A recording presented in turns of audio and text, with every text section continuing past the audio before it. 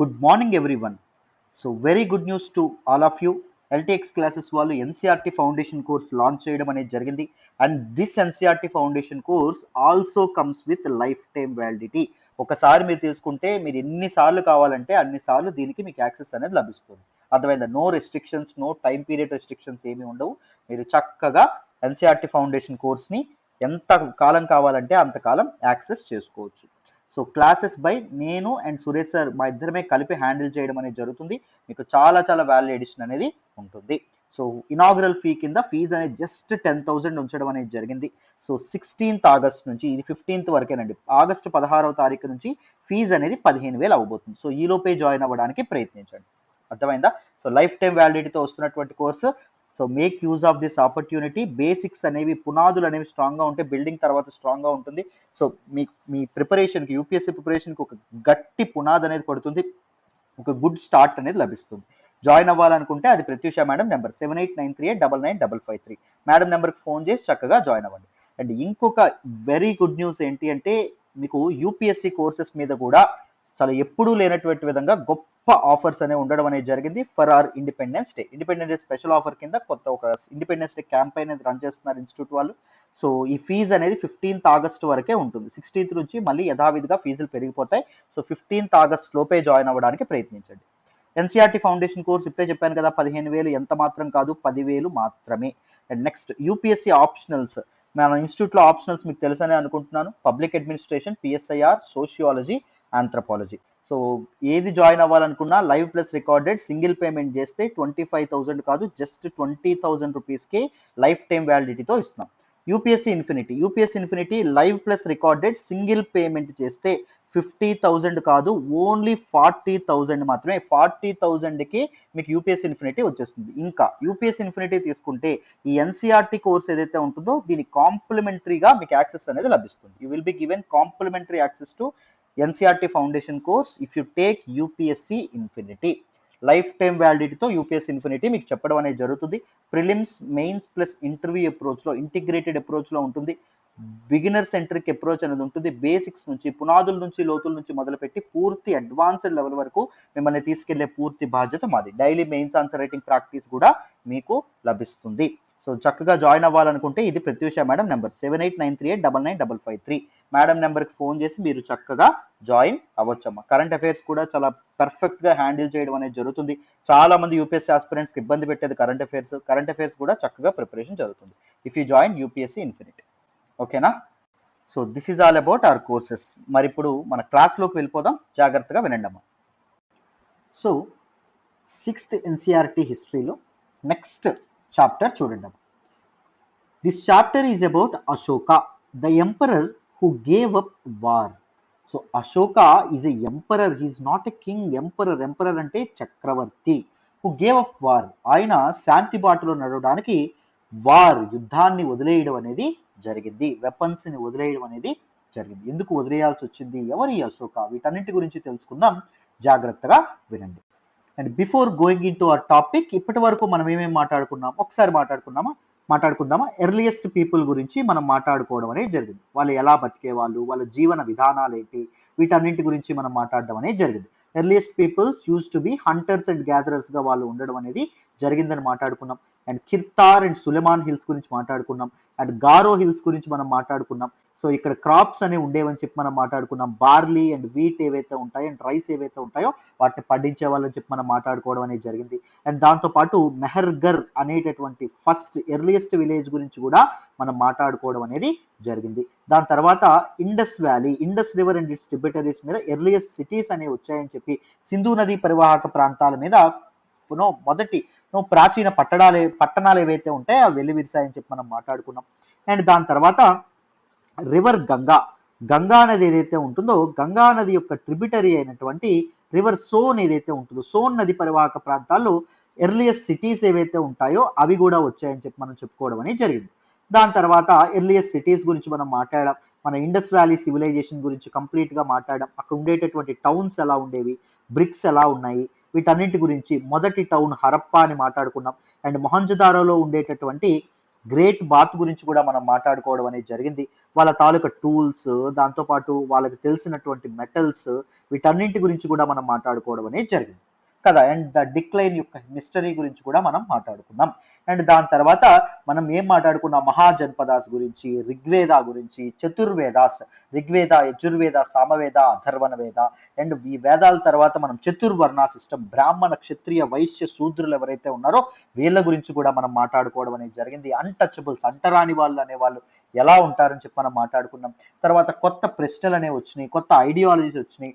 So మన తాలూకా సిద్ధార్థ అనేవాడు గౌతమ బుద్ధుడు ఎలా అయ్యారో మనం మాట్లాడుకున్నాం. దాంతోపాటు మనకి వర్ధమాన్ అనేటటువంటి వ్యక్తి వర్ధమాన మహావీరుడు ఎలా అయ్యారో మనం మాట్లాడుకోవడం అనేది జరిగింది. అప్పుడు ఉపనిషత్తులు ఏవైతే ఉన్నాయో వాటి గురించి మాట్లాడుకున్నాం. దాంతోపాటు ఆశ్రమాస్, 4 ఆశ్రమాస్ ఇన్ లైఫ్ గురించి కూడా మనం మాట్లాడుకోవడం అనేది జరిగింది. బ్రహ్మచర్య, గృహస్థ, వనప్రస్థ అండ్ సన్యాసాశ్రమాలు ఏవైతే ఉన్నాయో వాటి గురించి కూడా మనం మాట్లాడుకోవడం అనేది జరిగింది. డీటెయిల్డ్గా ఇన్ డెప్త్ ప్రతిదీ డిస్కస్ చేసాం కదా. సో ఇప్పుడు మరి ఇప్పుడు కింగ్డమ్స్ అనేవి లేవు, మహాజనపద చిన్న చిన్న ట్రైబల్ గ్రూపింగ్స్ ఏం కాదు, ఇప్పుడు కొత్త ఎంపైరే సృష్టించబడ్డం అనేది జరిగింది. ఒక అతిపెద్ద సామ్రాజ్యమే ఏర్పాటు అవ్వడం అనేది జరిగిందంట. సో దాని గురించి మనం మాట్లాడుకోవాలి.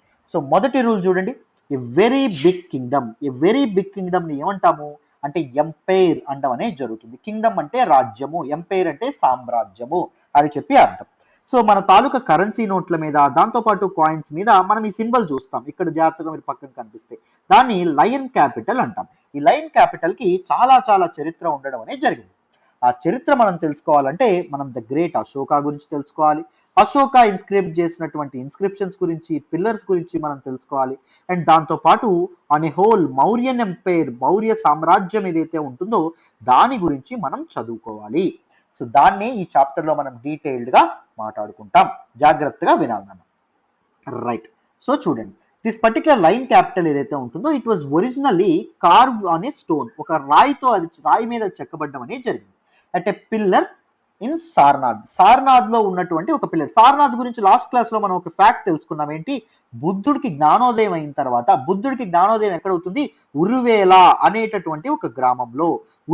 బుద్ధుడికి జ్ఞానోదయం అయిన తర్వాత ఏమవుతుంది, బోధ్ గయా అవ్వడం అనేది జరుగుతుంది. బోధ్ గయా ఇప్పుడు ప్రజెంట్ డే ఎక్కడుంది, బీహార్ స్టేట్ లో ఉండడం అనేది జరిగింది అని చెప్పి మనం మాట్లాడుకోవడం అనేది జరిగింది.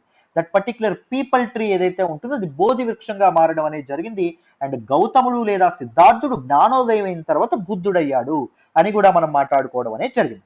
సో బుద్ధుడికి జ్ఞానోదయం అయిన తర్వాత సార్నాథ్, వారణాసి, ఉత్తరప్రదేశ్ లో ఉన్నటువంటి వారణాసికి దగ్గరలో ఉన్నటువంటి సార్నాథ్ ఏదైతే ఉందో, సార్నాథ్ లో ఋషపత్తన మృగదావన అనేటటువంటి ఒక డియర్ పార్క్, ఒక లేడుల వనం ఏదైతే ఉంటుందో అక్కడ బుద్ధుడు తన మొదటి ఉపన్యాసాన్ని తన శిష్యులకు ఇవ్వడం అనేది జరిగింది. సో సారనాథ్ దగ్గర ఉన్నటువంటి స్తూపం ఏదైతే ఉంటుందో స్తూపాన్ని గురించి కూడా మనం మాట్లాడడం అనేది జరిగింది. అర్థమైందా? చూడండి, Ashoka was one of the greatest rulers known in history. చరిత్రలో అశోకుని యొక్క పేరు అనేది ఎవ్వరూ మర్చిపోకూడదండి. చరిత్ర బతుకున్నంత కాలం కొంతమంది వ్యక్తుల పేర్లు ఉంటాయి. అందులో గౌతమ బుద్ధుడు, అశోకుడు, దాంతోపాటు సముద్రగుప్తుడు, దాంతోపాటు తర్వాత హర్షవర్ధనుడు, దాని తర్వాత అక్బర్, ఇలాంటి వాళ్ళ పేర్లు మాత్రం మనం ఎప్పుడు మర్చిపోకూడదు. గొప్ప గొప్ప వాళ్ళు వీళ్ళందరి గురించి తర్వాత అద్భుతంగా చెప్పుకుందాం. చూడండి, అయితే and on his inscriptions were inscribed on pillars. ఆయన తాలూకా ఆదేశాల మేరకు పిల్లర్స్, ఈ స్తంభాల మీద చాలా చాలా ఇన్స్క్రిప్షన్, శాసనాలు వేసేవాళ్ళు. పిల్లర్స్ మీద వేసినటువంటి ఇన్స్క్రిప్షన్స్ ని స్తంభ శాసనాలు అని చెప్పడం అనేది జరుగుతుంది. దాంతోపాటు రాక్ సర్ఫేసెస్ మీద కూడా ఇన్స్క్రిప్షన్స్ వేయడం అనేది జరుగుతుంది. ఇన్స్క్రిప్షన్స్, శాసనాలు అంటే ఫస్ట్ క్లాస్ లో ఏం చెప్పుకున్నాం, the writings on harder surface అని చెప్పి మనం మాట్లాడుకోవడం అనేది జరిగింది.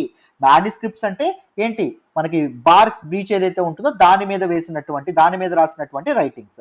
ఇన్స్క్రిప్షన్స్ అంటే ఏంటి, హార్డ్ సర్ఫేసెస్ మీద రాసినటువంటి రాతలు. Before we find out what was written in these inscriptions, ఈ ఇన్స్క్రిప్షన్స్ మీద ఏం అశోకుడు రాయించాడు అని తెలుసుకునే ముందు let us see why his kingdom was called an empire. ఇప్పుడు వరకు కింగ్డమ్ మన గురించి మాట్లాడుకుంటే ఇప్పుడు ఎంపైర్ అనేటటువంటి పేరు ఎందుకు వచ్చింది మనం మాట్లాడుకోవాలి. జాగ్రత్తగా వినండి. The umpire that Ashoka ruled was founded by his grand father. So అశోకుడు పరిపాలించినటువంటి సామ్రాజ్యాన్ని ఎవరు ఎస్టాబ్లిష్ చేయడం అనేది జరిగింది అంటే అతని తాతగారు. ఆయన పేరు ఏంటి అంటే Chandragupta Maurya. So Chandragupta Maurya established Mauryan empire in more than 2300 years ago, అంటే అరౌండ్ 300 బీసీ బిఫోర్ క్రైస్ట్. అప్పుడు ఏంటి ఏర్పాటు చేశారు? మౌర్యన్ ఎంపైర్ ని చంద్రగుప్త మౌర్య ఎస్టాబ్లిష్ చేయడం అనేది జరుగుతుంది. Chandragupta Maurya was supported by A wise man. Chandragupta Maurya king అయితే చంద్రగుప్త మౌర్య కి కింగ్ మేకర్ ఎవరు కింగ్ గా తయారు చేశారు, ఎవరు హెల్ప్ చేశారు అంటే చాణక్య లేదా కౌటిల్య, లేకపోతే ఇంకొక పేరు ఉంది దీనికి, విష్ణుగుప్త అనేటటువంటి పేరు కూడా ఈయనకు ఉండడం అనేది జరిగింది. సో ఈయన హెల్ప్ చేస్తాడండి. ఇక్కడ ఒక కథ మనం మాట్లాడుకోవాలి, జాగ్రత్తగా వినండి. సో మనం ఇందాక మనం లాస్ట్ క్లాస్ లో ఏం మాట్లాడుకున్నాం? మగధ గురించి మాట్లాడుకున్నప్పుడు మీరు జాగ్రత్తగా గమనిస్తే, సో వన్ ఆఫ్ ద షోడశ మహాజనపద 16 మహాజనపదాస్ లో వెరీ పవర్ఫుల్ మహాజనపద మగధ అని మాట్లాడుకున్నాం. Magadha is a territory which was situated on the banks of river Son, which is a tributary of river Ganga అని మాట్లాడుకున్నాం. మగధ అంటే ఏంటి? మన తాలూకా గంగా నది ఏదైతే ఉంటుందో, గంగా నది యొక్క ఉపనది అయినటువంటి సోన్ రివర్ ఏదైతే ఉంటుందో, సోన్ నది యొక్క పరివాహక ప్రాంతాల మీద అది ఏర్పడడం అనేది జరిగింది. Earliest capital of Magadha was Rajagriha అని కూడా మనం మాట్లాడుకోవడం అనేది జరిగింది కదా. సో మగధని 4 వంశాలు పరిపాలించాయని చెప్పుకున్నాం. ఒకటి బార్హుద్ర వంశం, బార్హుద్ర డినాస్టీ. రెండవది హర్యాంక డినాస్టీ. మూడవది ఏంటి అంటే third dynasty was Shishunaga dynasty. Fourth dynasty was Nanda dynasty. Nanda dynasty was established by Mahapadmananda. ఆయన గురించి కూడా మనం మాట్లాడుకున్నాం. హర్యాంక డినాస్టీకి చెందిన వాళ్ళని ఎవరి గురించి మాట్లాడుకున్నాం? మనం బింబిసార అండ్ ఆయన కొడుకు అయినటువంటి అజాత శత్రు గురించి కూడా మనం మాట్లాడుకోవడం అనేది జరిగింది. అంతేనా? చూడండి అయితే మహాపద్మనంద యొక్క కొడుకు కూడా ఉంటాడు, ఆయన పేరు ధనానంద. ఎవరండి ఆయన పేరు? ధనానంద్ అని చెప్పడం అనేది జరుగుతుంది. ధనానంద్ కి దగ్గర ఒక మినిస్టర్ ఉంటారు, ఆయన పేరే చాణక్య లేదా కౌటిల్య. సో ధనానంద్ ఒక రోజు ఘోరాతి ఘోరంగా చాణక్య లేదా కౌటిల్యాన్ని అవమానిస్తాడు. ఏం జరుగుతుందో చెప్తాను. ధనానంద్ పేరులోనే ఉంది, ఆయనకి ఆనందం కలగజేసేటటువంటిది అంటే హ్యాపీనెస్ ఇచ్చేటటువంటిది మనీ. డబ్బు ఏదైతే ఉంటుందో, డబ్బు చాలా హ్యాపీనెస్ ఇస్తుంది. సో ఈయన ఏం చేస్తాడు? ప్రజల మీద విపరీతమైనటువంటి పన్నులు, ట్యాక్సులు వేసేసి ప్రజల్ని పట్టి పీడుస్తూ ఉంటాడు. సో మరి ఇతను చాణక్య లేదా Kautilya, is a wise man and is a minister of Nanda dynasty. Nanda dynasty అంటే మన తాలూకా ధనానంద్ దగ్గర మినిస్టర్ గా ఉంటారు. సో ఈ ప్రజలందరూ ఎక్కడికి వెళ్తారు? మన తాలూకా చాణక్య లేదా కౌటిల్య లేదా విష్ణుగుప్త దగ్గరికి వెళ్ళి, అయ్యా ఆయన పన్నులు ఎక్కువ వేస్తున్నారు, మేము తట్టుకోలేకపోతున్నాము, కొద్దిగా రాజుగారికి చెప్పండి అని చెప్తారు. సో రాజుగారికి చెప్పడానికి ప్రయత్నిస్తాడు, ఎంతకీ ధనానంద వినిపించుకోడు. అప్పుడు ఇదేమనుకుంటాడు అంటే ఒక సమ్మేళనం అనేది ఏర్పాటు చేద్దాం. అంటే రాజు చదువుకోనివాడా అంటే చదువుకున్నవాడు. ఒకప్పుడు ఆశ్రమాస్ అని చెప్పుకున్నామా, గురుకులాలు ఏవైతే ఉంటాయి, గురుకులాలు ఉండేవి. రాజులు వైశ్యులు అందరూ కలిసి గురుకులాలకి వెళ్ళేవాళ్ళు అనమాట. గురుకులంలో చక్కగా చదువుకునేవాళ్ళు. బట్ గురుకులం నుంచి తర్వాత ఎప్పుడైతే రాజ్యపాలన చేపట్టేవాళ్ళు, అడ్మినిస్ట్రేషన్ ఎప్పుడైతే చేతుల్లోకి తీసుకునే వాళ్ళు, వాళ్ళకి చదువు అంతా వాళ్ళు మర్చిపోయేవాళ్ళు. అందుకోసం అప్పుడప్పుడు ఏం చేసేవాళ్ళు? ఈ సమ్మేళనాలు, ఈ స్కాలర్స్ తో మీటింగ్స్ అనేవి ఏర్పాటు చేసేవాళ్ళు. ఎందుకు అంటే రాజులకి వాళ్ళు చదువుకునేవి మళ్ళీ గుర్తు చేయడానికి, మళ్ళీ చెప్పడానికి అన్నమాట. అర్థమైందా? సో అప్పుడు ఏం జరుగుతుంది? ఒక మీటింగ్, ఒక స్కాలర్స్ అందరినీ పిలిపిస్తాడు చాణక్య. ఎందుకు? మన తాలూకు ధనానంద్ ఎవరైతే ఉంటారో ఆయన్ని బోధ చేయడానికి, ఆయనకి మంచి విషయాలు అనేవి చెప్పడానికి. బట్ ధనానంద్ చాలా ఫుల్ లగ్జరీస్ లో ఉంటాడు. బట్ కానీ ఆయన ప్రైమ్ మినిస్టర్ ఎవరైతే ఉంటారో ఆయన బలవంతం మేరకు అక్కడికి వస్తారు. సో అందరూ మాట్లాడుతుంటే ఈయన ఇలా తల గోక్కోవడం కానీ, ఇలా ఏవో ఒక నిద్రపోయినట్టు ఉండడం కానీ, ఇలా చిరాక్గా చేస్తాడు. He wanted to insult the scholars. ఇది మన తాలూకా చాణక్య ఎవరైతే ఉంటారో ఆయనకి ఎంత మాత్రం ఇష్టం ఉండదండి. సో ఆయన ఏం చేస్తాడు? వెంటనే లేచి అక్కడి నుంచి వెళ్ళిపోవాలనుకుంటాడు, ఆ సభ నుంచి లేచి వెళ్ళిపోవాలనుకుంటాడు. అది రాజుకు నచ్చదు. రాజు ఉంటుండగా రాజుకు చెప్పకుండా, రాజుకి అసలు ఇష్టం లేకుండా నువ్వు ఎలా వెళ్ళిపోతావు అలా బయటికి? సో అలా ఇష్టం ఉండదు. ఒకవేళ నీకు ఇది లేనప్పుడు నువ్వు రావడం మానేయాలి అని చెప్పి ధనానంద ఎవరికి అడుగుతాడు? మన తాలూకా ఇతను ఎవరైతే ఉన్నారో చాణక్యునికి అడుగుతాడు. నాకు ఇక్కడ ఇష్టం లేకపోవడం కాదు, మీ తాలూకు చేష్టలు నేను చూడలేకపోతున్నాను, you are insulting the scholars అని చెప్పి మన తాలూకా కౌటిల్య లేదా చాణక్య ఎవరైతే ఉంటారో, విష్ణుగుప్త ఎవరైతే ఉంటారో ఆయన చెప్పడం అనేది జరుగుతుంది. ఎంత ధైర్యం ఉంటే రాజుకి ఎదురు మాట్లాడతావు అని చెప్పి ఆయన ఏం చేస్తాడు అంటే, ధనానంద మన చాణక్య లేదా కౌటిల్య లేదా విష్ణుగుప్త ఎవరైతే ఉంటారో ఆయన గుండె మీద, ఛాతి మీద తన్నడం అనేది జరుగుతుంది. ఆయన ఒక్కసారి వెనక్కి పడిపోతాడండి. అప్పుడు భటులు ఎవరైతే ఉంటారో, రాజు చెప్తాడు ఈయన బయటికి పంపించేయండి, ఇంకొకసారి నా కళ్ళ ముందు ఆయన కనిపించకూడదు అని చెప్పి ధనానంద చెప్తాడు. అప్పుడు భటులు ఏం చేస్తారు అంటే, మన తాలూకా చంద్రగుప్త మౌర్య ఎవరైతే ఉంటారో ఆయన తాలూకా ఇదేదైతే ఉంటుందో, సిగ ఏదైతే ఉంటుందో దాన్ని పట్టుకుంటారు. ఆ సిగ ఊడొచ్చేస్తుంది. ఒక బ్రాహ్మణుడికి ఉదయాన్నే లేచి దేవుడికి దండం పెట్టుకొని సిగ కట్టుకుంటారండి. అది చాలా చాలా చాలా ఇంపార్టెంట్ థింగ్. అది ఎప్పుడైతే ఊడిపోతుందో అది ఒక ఇన్సల్ట్ లాగా. సో అప్పుడు మన తాలూకా నో కౌటిల్య లేదా విష్ణుగుప్త లేదా మన చాణక్య ఒక ఒక ఒక ఇది చెప్తాడు, ఒక ఒక ప్రతిజ్ఞనే చేస్తాడు ఆ అందరి కోట్లో నిండు సభలో అందరూ చూస్తుండగా, నీ తాలూక సామ్రాజ్యం, నీ తాలూక రాజ్యం కుప్పకూలిపోయేంత వరకు నేను నిద్రపోను, నేను ఈ సెగను మళ్ళీ వేసుకోను అని చెప్తాడు. సో రోజు ఉదయాన్నే లేవగానే అద్దంలో ఆ సెగను విడిపోయినటువంటి ఆ సెగను చూసుకుంటా ఉంటాడు.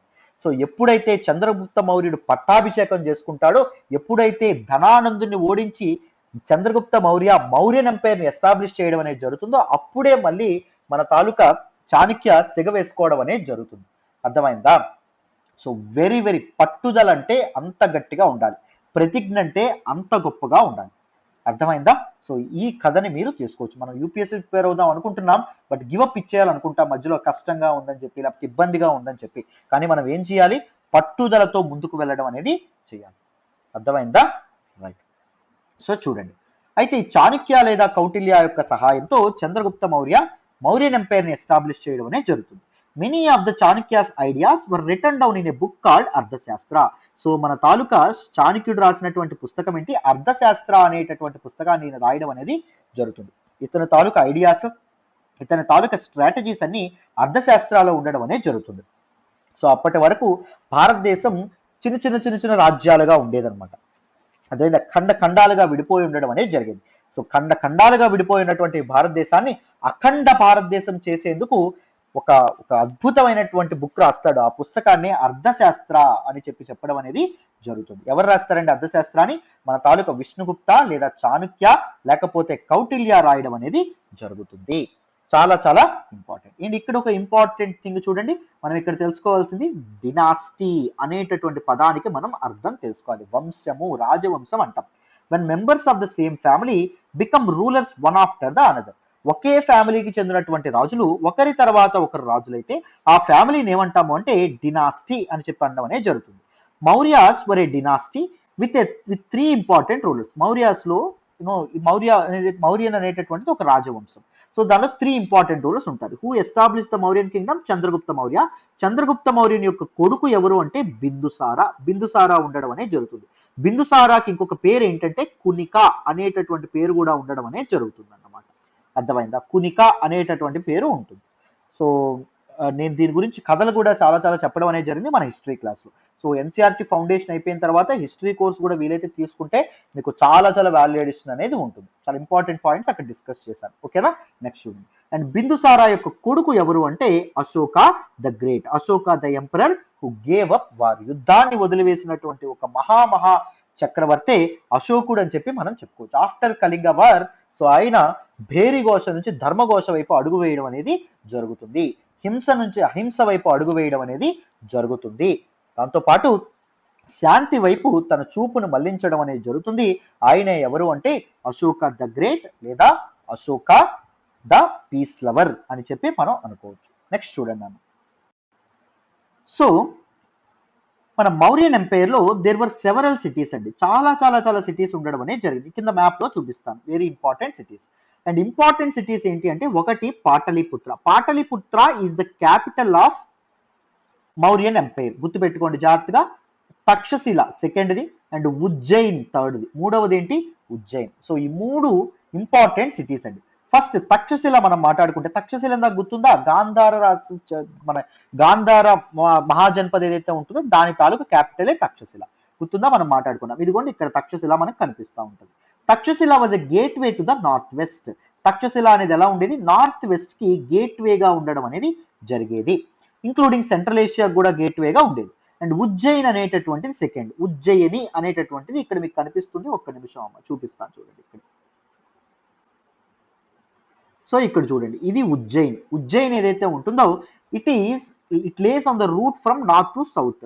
సో ఉత్తర భారతదేశాన్ని ఉత్తర భారతదేశం నుంచి దక్షిణాపదం వైపు వెళ్ళే దారిలో మధ్యలో వచ్చేటటువంటి ఒక ఇంపార్టెంట్ సిటీయే ఉజ్జయిని అని చెప్పి మనం మాట్లాడుకోవచ్చు. ఉజ్జయిని ఒకప్పుడు అవంతి అనేటటువంటి ఒక మహాజనపద యొక్క క్యాపిటల్ అండి. చాలా ఇంపార్టెంట్ మనం చూడండి.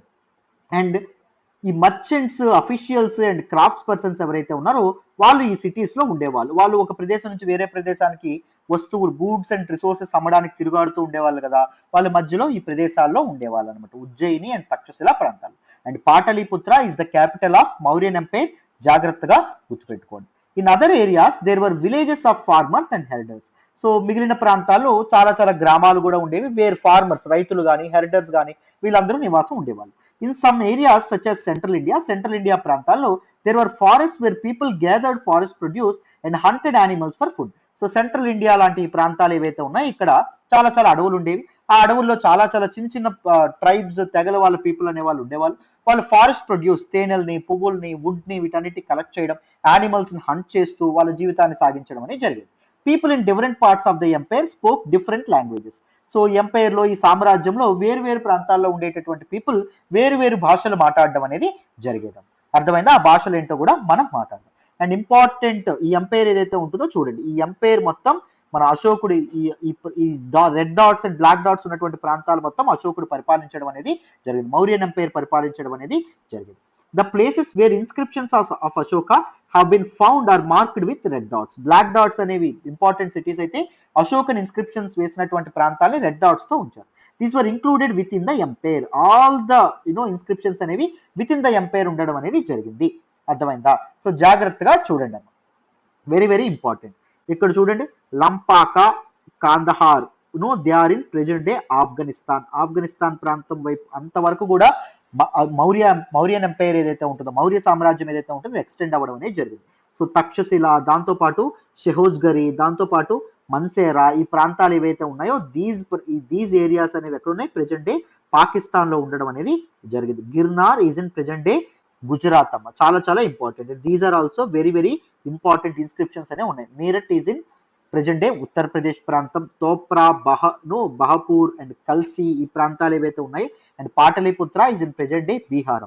అర్థమైందా? సో ఇక్కడ ఏం చేయడం అనేది జరిగేది, మన తాలూకా సార్నాథ్ ఏదైతే ఉంటుందో, Sarnath is in present day Uttar Pradesh అమ్మ, నియర్ వారణాసి. సాంచి ఏదైతే ఉంటుందో it is in present day Madhya Pradesh అమ్మ, చాలా చాలా ఇంపార్టెంట్. సో ఇక్కడ అన్నింటి దగ్గర మన అశోకుడు తమ స్తూపాలు, తమ తాలూకు ఇన్స్క్రిప్షన్స్, శిలాశాసనాలు ఏవైతే ఉన్నాయో అవి వేయించడం అనేది జరిగింది, by passing many orders, right. So అశోకుడు ఇది చేసినటువంటి కళింగ సామ్రాజ్యం ఇది, present day Orissa and Uttarandhra ప్రాంతాలు, శ్రీకాకుళం, విజయనగరం, విశాఖపట్నం ప్రాంతాలు కలిపి కళింగ అని చెప్పి అనడం అనేది జరుగుతుంది. దీని మీద అశోకుడు అటాక్ చేస్తాడు. ఈ కళింగ వార్ తర్వాత అశోకుడు ఏం చేయడం అనేది జరుగుతుంది, యుద్ధాన్ని వదిలేయడం అనేది జరుగుతుంది. బేరిఘోష నుంచి ధర్మఘోష వైపు అడుగులు వేయడం అనేది జరుగుతుంది. చాలా చాలా చాలా ఇంపార్టెంట్ థింగ్స్ అమ్మ, అర్థమైందా? So this is all about this particular map. So మరి నెక్స్ట్ డిస్కస్ చేద్దాం, జాగ్రత్తగా వినండి. సో చూడండి, మౌర్యన్ ఎంపైర్ లో చాలా మంది పీపుల్ వేరు వేరు ప్రాంతాల వాళ్ళు వేరు వేరు భాషలు మాట్లాడే వాళ్ళని చెప్తున్నారు. దాంతో పాటు డిఫరెంట్ కైండ్స్ ఆఫ్ ఫుడ్, ఆహార అలవాట్లు కూడా వేరువేరుగా ఉండేవి ప్రజలవి. And different kinds of clothes, వాళ్ళ బట్టలు కూడా వేరు వేరు బట్టలు అనే వాళ్ళు వేసుకోవడం అనేది జరిగింది. Though it is one empire, కానీ వాళ్ళ తాలూకా కల్చర్ లో, సంస్కృతిలో కూడా చాలా చాలా చేంజెస్ అనేవి ఉండడం అనేది జరిగింది, right. How are empires different from kingdoms? Already మనం మాట్లాడుకున్నాం. Big kingdoms give rise to empires అని మాట్లాడుకున్నాం. Emperors need more resources than kings because empires are larger than kingdoms. చెప్పాను కదా, కింగ్డమ్స్ రాజ్యాలు కంటే సామ్రాజ్యాలు పెద్దవి కాబట్టి రాజుల కంటే చక్రవర్తులకి ఏమి ఎక్కువ అవసరం? రిసోర్సెస్, వనరులు అనేవి ఎక్కువగా అవసరం. And need to be protected by big armies, వాళ్ళకి బిగ్ ఆర్మీస్ అనేవి ఉండడం అనేది జరుగుతుంది. అదేవిధంగా చాలా పెద్ద పెద్ద ఆర్మీస్ అనేవి ఉండడం అనేది జరుగుతుంది. So also they need a larger number of officials who collect taxes. So అంత పెద్ద సామ్రాజ్యం నుంచి వాళ్ళు పన్నులు అనేవి సమర్థవంతంగా వసూలు చేయాలంటే అఫీషియల్స్ కూడా వీళ్ళకి ఎక్కువగా ఉండడం అనేది జరగాలి. ఎందుకంటే ఇది సువిశాలమైనటువంటి సామ్రాజ్యం కాబట్టి, ఇది చిన్న రాజ్యం ఎంత మాత్రం కాదు. సో రూలింగ్ ద ఎంపైర్, ఎంపైర్ని ఎలా రూల్ చేయడం అనేది జరిగేదో చూడండి. అర్థమైందా? ఈ సామ్రాజ్యాన్ని ఎలా రూల్ చేయడం అనేది జరిగేదో చూడండి. As the empire was so large, different parts were rule differently. So empire అనేది చాలా చాలా పెద్దది అవ్వడం వల్ల, different languages, different geographical locations లో డిఫరెంట్ లాంగ్వేజెస్ మాట్లాడడం వల్ల, వివిధ ఆహార అలవాట్లు ఉండడం వల్ల, దాంతో పాటు బట్టలు వేసుకునే బట్టలు కూడా వేరువేరుగా ఉండడం వల్ల, డిఫరెంట్ కల్చర్స్, సంస్కృతి సంప్రదాయాలు వేరువేరుగా ఉండడం వల్ల, ఈవెన్ ద గవర్నమెంట్ సిస్టమ్ కూడా ఒక్కొక్క ప్రాంతంలో ఒక్కోలా ఉండేదంట. The area around Pataliputra was under the direct control of the emperor. Pataliputra is the capital of Mauryan empire కాబట్టి, సో పాటలీపుత్ర దాని చుట్టుపక్కల ప్రాంతాలన్నీ డైరెక్ట్ గా చక్రవర్తి చేతిలోనే ఉండడం అనేది జరిగింది. This meant that officials were appointed to collect taxes from farmers, herders, craft persons and traders who lived in villages and towns in the area. So emperor చేతుల్లో ఉంది అంటే అంతా మరి ఎంపరర్ చూసుకునేవాడా అంటే కాదు. ఎంపరర్ ఒక అఫీషియల్స్ నియమించేవాడు. అఫీషియల్స్ ఏం చేసేవాళ్ళు, రైతుల నుంచి కానీ, పశువు కాపర్లు ఎవరైతే ఉంటారో వాళ్ళ నుంచి కానీ, ఆర్టిస్టుల నుంచి, క్రాఫ్ట్స్ పర్సన్స్ నుంచి, అందరి నుంచి, మర్చెంట్స్ నుంచి, వీళ్ళందరి నుంచి వాళ్ళ అఫీషియల్స్ ట్యాక్సెస్ వసూలు చేయడం అనేది జరిగింది. అర్థమైందా? ఒకవేళ రూలర్స్ ఆర్డర్స్ చక్రవర్తి యొక్క ఆర్డర్స్, శాసనాలు కానీ, లేకపోతే ఆయన చెప్పింది ఎవరైనా డిజోబే చేస్తే, చేయకపోతే అఫీషియల్స్ వాళ్ళని పనిష్ కూడా చేయడం అనేది జరిగింది. సో గవర్నమెంట్ చెప్పింది, ఇప్పుడు గవర్నమెంట్ లాక్డౌన్, మీరు 9 తర్వాత తిరగకూడదు అంటే 9 తర్వాత తిరిగితే ఏమవుతుంది, పోలీసులు పట్టుకుంటారా? సో అలాగే రాజు శాసనాలు ఏవైతే ఉంటాయో వాటిని ఎవరైనా ఉల్లంఘిస్తే పనిష్మెంట్స్ కూడా ఇవ్వడం అనేది జరిగేదంట. Many of these officials were given salaries. ఈ అఫీషియల్స్ అన్నింటికి సాలరీస్, జీతాలు అనేవి ఇవ్వడం అనేది జరిగింది. Messengers went to and fro and spies kept a watch on the officials. Messengers ఎవరైతే ఉన్నారో వార్తాహరులు అంటాం. వీళ్ళు ఎక్కడి నుంచి అక్కడికి, ఒక దగ్గర నుంచి ఒక ప్రాంతానికి వార్తలు అనేవి చేరవేసేవాళ్ళు. అండ్ స్పైస్ ఎవరైతే ఉంటారో, గూఢచారులు ఎవరైతే ఉంటారో వాళ్ళ అఫీషియల్స్ మీద కన్నేసి ఉంచేవాళ్ళు. ట్యాక్స్లు ఎంత వసూలు చేస్తున్నారు, ఏమైనా నొక్కేస్తున్నారా, సో ఏమైనా కరెక్ట్ గా వసూలు చేస్తున్నారా లేదా, ఇలాంటి విషయాలు అనేవి స్పైస్ తమ తాలూకా రాయల్ కోర్ట్స్ కి అందించేవాళ్ళు information.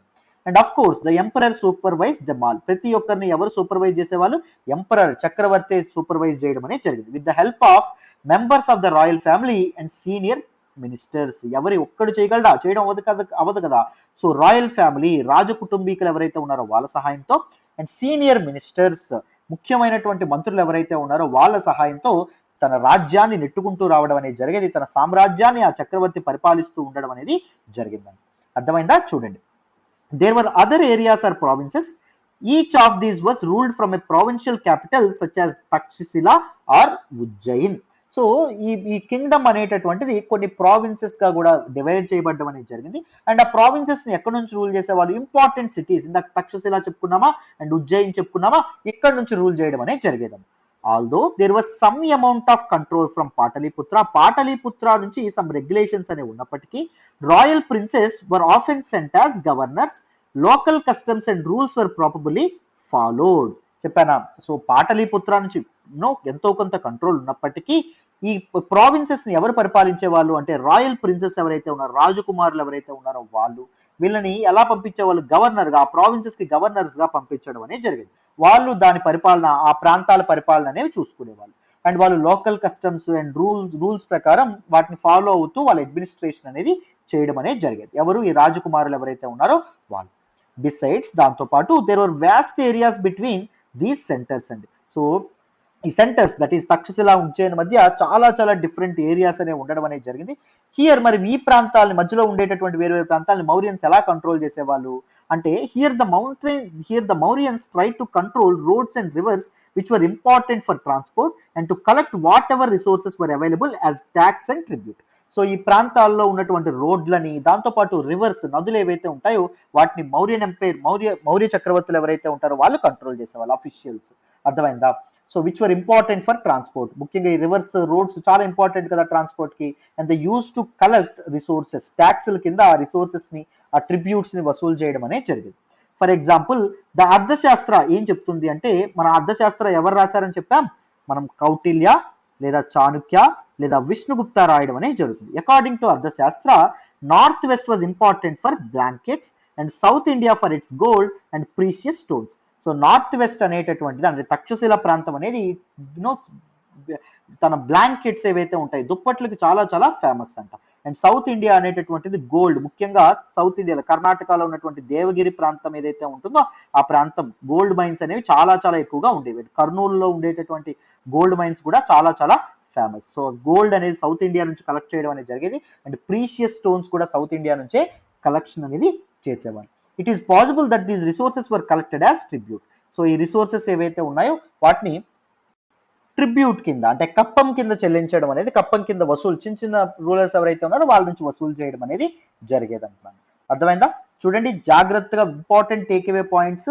Important cities in Mauryan empire ఏంటంటవి, Takshashila is in present day Pakistan, north west కు ఉండడం అనేది జరుగుతుంది. And Ujjain so north India నుంచి సౌత్ ఇండియాకి ఉన్నటువంటి ట్రాన్సిట్ లో ఉండడం అనేది జరుగుతుంది. చాలా చాలా ఇంపార్టెంట్ పాయింట్స్ అమ్మ. అర్థమైందా? సో వీటన్నిటి గురించి మనం డీటెయిల్గా ఇప్పటి వరకు మాట్లాడడం అనేది జరిగింది. అడ్మినిస్ట్రేషన్ ఎవరు చూసుకునే వాళ్ళు? సో రాజ్యం అనేది ప్రావిన్సెస్ గా డివైడ్ చేయబడడం అనేది జరిగింది. ఈ ప్రావిన్సెస్ ఏవైతే ఉంటాయో వాటిని రూల్ చేయమని చెప్పి దీస్ పీపుల్ ఎవరైతే ఉంటారో, ప్రిన్సెస్ ఎవరైతే ఉన్నారో వాళ్ళని గవర్నర్స్ గా పంపించడం అనేది జరిగింది. వారి local customs and local rules బట్టి వాళ్ళు పరిపాలించడం అనేది జరిగింది. సో చాలా చాలా అఫీషియల్స్ ఉండేవాళ్ళు అండ్ సీనియర్ మినిస్టర్స్ అండ్ దాంతో పాటు రాయల్ ఫ్యామిలీ సహాయంతో ఎంపరర్ అంత సామ్రాజ్యాన్ని రూల్ చేయడం అనేది జరిగేది. నెక్స్ట్ చూడండి అమ్మా.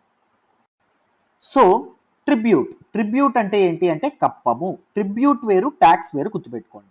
ట్యాక్స్ అనేటటువంటిది ఎలా కలెక్ట్ చేస్తారు? ట్యాక్స్ వర్ కలెక్టెడ్ అనే రెగ్యులర్ బేసిస్ కింద వారానికి కానీ, నెలకు కానీ, లేకపోతే సంవత్సరానికి కానీ కలెక్ట్ చేయడం అనేది జరుగుతుంది. రెగ్యులర్ గా కలెక్ట్ చేస్తారు. వెరస్ ట్రిబ్యూట్ అనేది రెగ్యులర్ గా కలెక్ట్ చేయడం అనేది జరగదు. It was collected when it was possible from people. ఎప్పుడైతే కలెక్ట్ చేయడం కుదురుతుందో అప్పుడే కలెక్ట్ చేయడం అనేది కుదురుతుంది. మౌర్యన్ ఎంపైర్ మరి మొత్తం అంతా పైనే ఉండేవాళ్ళు కదా, మరి సౌత్ ఇండియా నుంచి ఎలా కలెక్ట్ చేసేవాళ్ళు అంటే ఎప్పుడు కుదిరితే అప్పుడు మాత్రమే పీపుల్ నుంచి కలెక్ట్ చేసేవాళ్ళు. ఎలాగా వెరైటీ ఆఫ్ థింగ్స్, బహుమానాలుగా కానీ ఎలా కలెక్ట్ చేయడం అనేది జరిగింది. More or less willingly. So అంటే ప్రజలకు ఇష్టమైతేనే, ప్రజలు ఇష్టపూర్వకంగానే ఈ కప్పం, ఈ ట్రిబ్యూట్ ఏదైతే ఉంటుందో అది చెల్లించడం అనేది జరిగింది. There were also the forested regions. Forest తో కూడుకునే, అడవులతో కూడేటటువంటి ఇవి కూడా రీజియన్స్ కూడా ఉండేవంట. సో ఇక్కడ ఉండేటటువంటి పీపుల్ ఎవరైతే ఉన్నారో వాళ్ళు ఇండిపెండెంట్ గా, వాళ్ళు తెగలుగా, వాళ్ళు ఇండిపెండెంట్ గా, స్వతంత్రంగా, స్వేచ్ఛగా బతికేవాళ్ళు. But they have been expected to provide elephants. కానీ వాళ్ళు రాజులకు అవసరమైనప్పుడు గజబలానికి ఏనుగుల్ని కానీ, సో యుద్ధంలో పార్టిసిపేట్ చేయడానికి, and timber, wood and honey, తేనె అండ్ వ్యాక్స్, మైనము, సో ఇవన్నీ మౌర్యన్ అఫీషియల్స్ ఎవరైతే ఉన్నారో వాళ్ళు అడిగినప్పుడు వీళ్ళు ఎప్పుడు ప్రొడ్యూస్ చేస్తూ ఉండడం అనేది జరిగేది. వాళ్ళు ఎప్పుడు ఇవ్వడం అనేది జరిగేది. ట్యాక్సెస్ రూపంలో ఇవ్వకపోయినా ఈ ఫారెస్ట్ ప్రొడ్యూస్ ఏదైతే ఉంటుందో వాటిని మాత్రం వాళ్ళు ఇస్తూ ఉండడం అనేది జరిగేది. The emperor and the capital city. So capital city ఏమని చెప్పుకున్నాం? మౌర్యన్స్ తాలూకుది Pataliputra, which is present day Patna, which is in Bihar అని చెప్పుకున్నాం. సో ఎంపరర్, చక్రవర్తి అండ్ హిస్ క్యాపిటల్ సిటీ గురించి మాట్లాడదాం. జాగ్రత్తగా వినండి, చాలా చాలా ఇంపార్టెంట్ అండి ఈ బాక్స్ లో ఉన్నటువంటి టెక్స్ట్. చూడండి అన్న. Megasthenes was an ambassador who was sent to the court of Chandragupta by the Greek ruler of West Asia named Seleucus Nicator. So west ఏషియాని పరిపాలించినటువంటి గ్రీక్ రూలర్ సెల్యూకస్ నికేటర్ ఎవరైతే ఉంటారో ఆయన చంద్రగుప్త మౌర్యుని తాలూకా ఆస్థానానికి మెగస్తనీస్ అనేటటువంటి ఒక అంబాసిడర్ని, ఒక రాయబారిని పంపిస్తాడండి. అర్థమైందా? రాయబారిని పంపించడం అనేది జరుగుతుంది. Megasthenes wrote an account about what he saw. Megasthenes ఆయన చూసిందంతా రాయడం అనేది జరుగుతుంది. ఆ మెగస్తనీస్ ఏం రాయడం అనేది జరుగుతుంది తన తాలూకా ట్రావెల్ అకౌంట్స్ లో? చూడండి. The occasions on which the emperor appears in public are celebrated with grand royal processions. So అప్పుడప్పుడే చక్రవర్తి ప్రజలకు కనిపించడం అనేది జరుగుతుందంట. ఆ కనిపించేటటువంటి ఆ రోజుల్ని అత్యద్భుతంగా సెలబ్రేట్ చేసుకోవడం అనేది జరుగుతుందన్నమాట. అత్యద్భుతంగా గొప్పగా సెలబ్రేట్ చేయడం అనేది జరుగుతుందంట.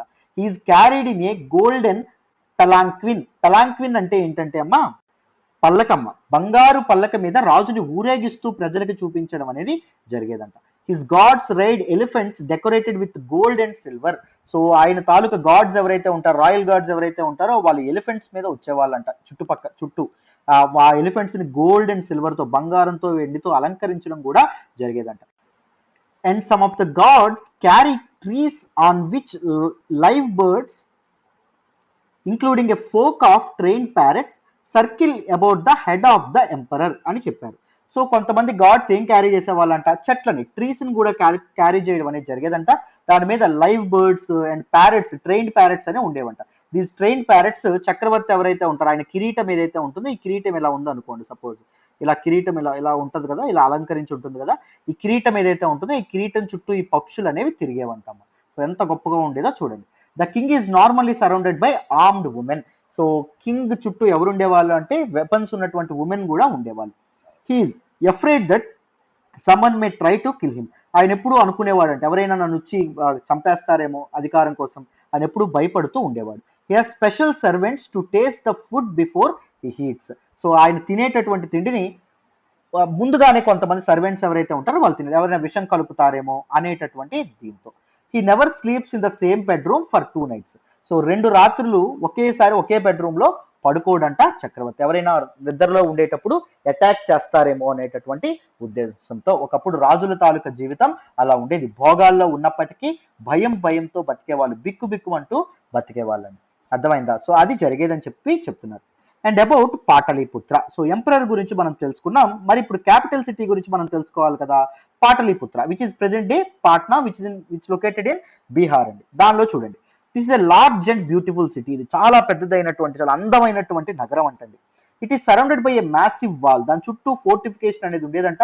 సో సిటీ చుట్టూ ఒక మ్యాసివ్ వాల్స్ అనేవి ఉండడం అనేది జరిగింది. ఎందుకంటే to prevent from foreign attacks నుంచి, సో ఆ పాటలీపుత్రాన్ని కాపాడడానికి, ప్రొటెక్ట్ చేయడానికి. దాంతో పాటు మన తాలూకా ఈ పాటలీపుత్ర ఏదైతే ఉంటుందో దానిలో 570 టవర్స్ అండ్ 64 గేట్స్ కూడా ఉండడం అనేది జరిగిందంట. పెద్ద పెద్ద టవర్స్, గేట్స్ కూడా ఉండడం అనేది జరిగిందంట. అర్థమైందా? సో దానిలో ఉండేటటువంటి ఇల్లు ఏవైతే ఉన్నాయో, ఇల్లు 2 స్టోరీ హౌసెస్, 3 స్టోరీ హౌసెస్ కూడా ఉండేవంట. అంటే 2 అంతస్తుల భవనాలు, 3 అంతస్తుల భవనాలు కూడా ఉండడం అనేది జరిగేది. And they were built of wood, చెక్కతో, దాంతో పాటు మడ్ బ్రిక్స్ తో, ఇటుకలతో తయారు చేసి ఉండడం అనేది జరిగేదంట.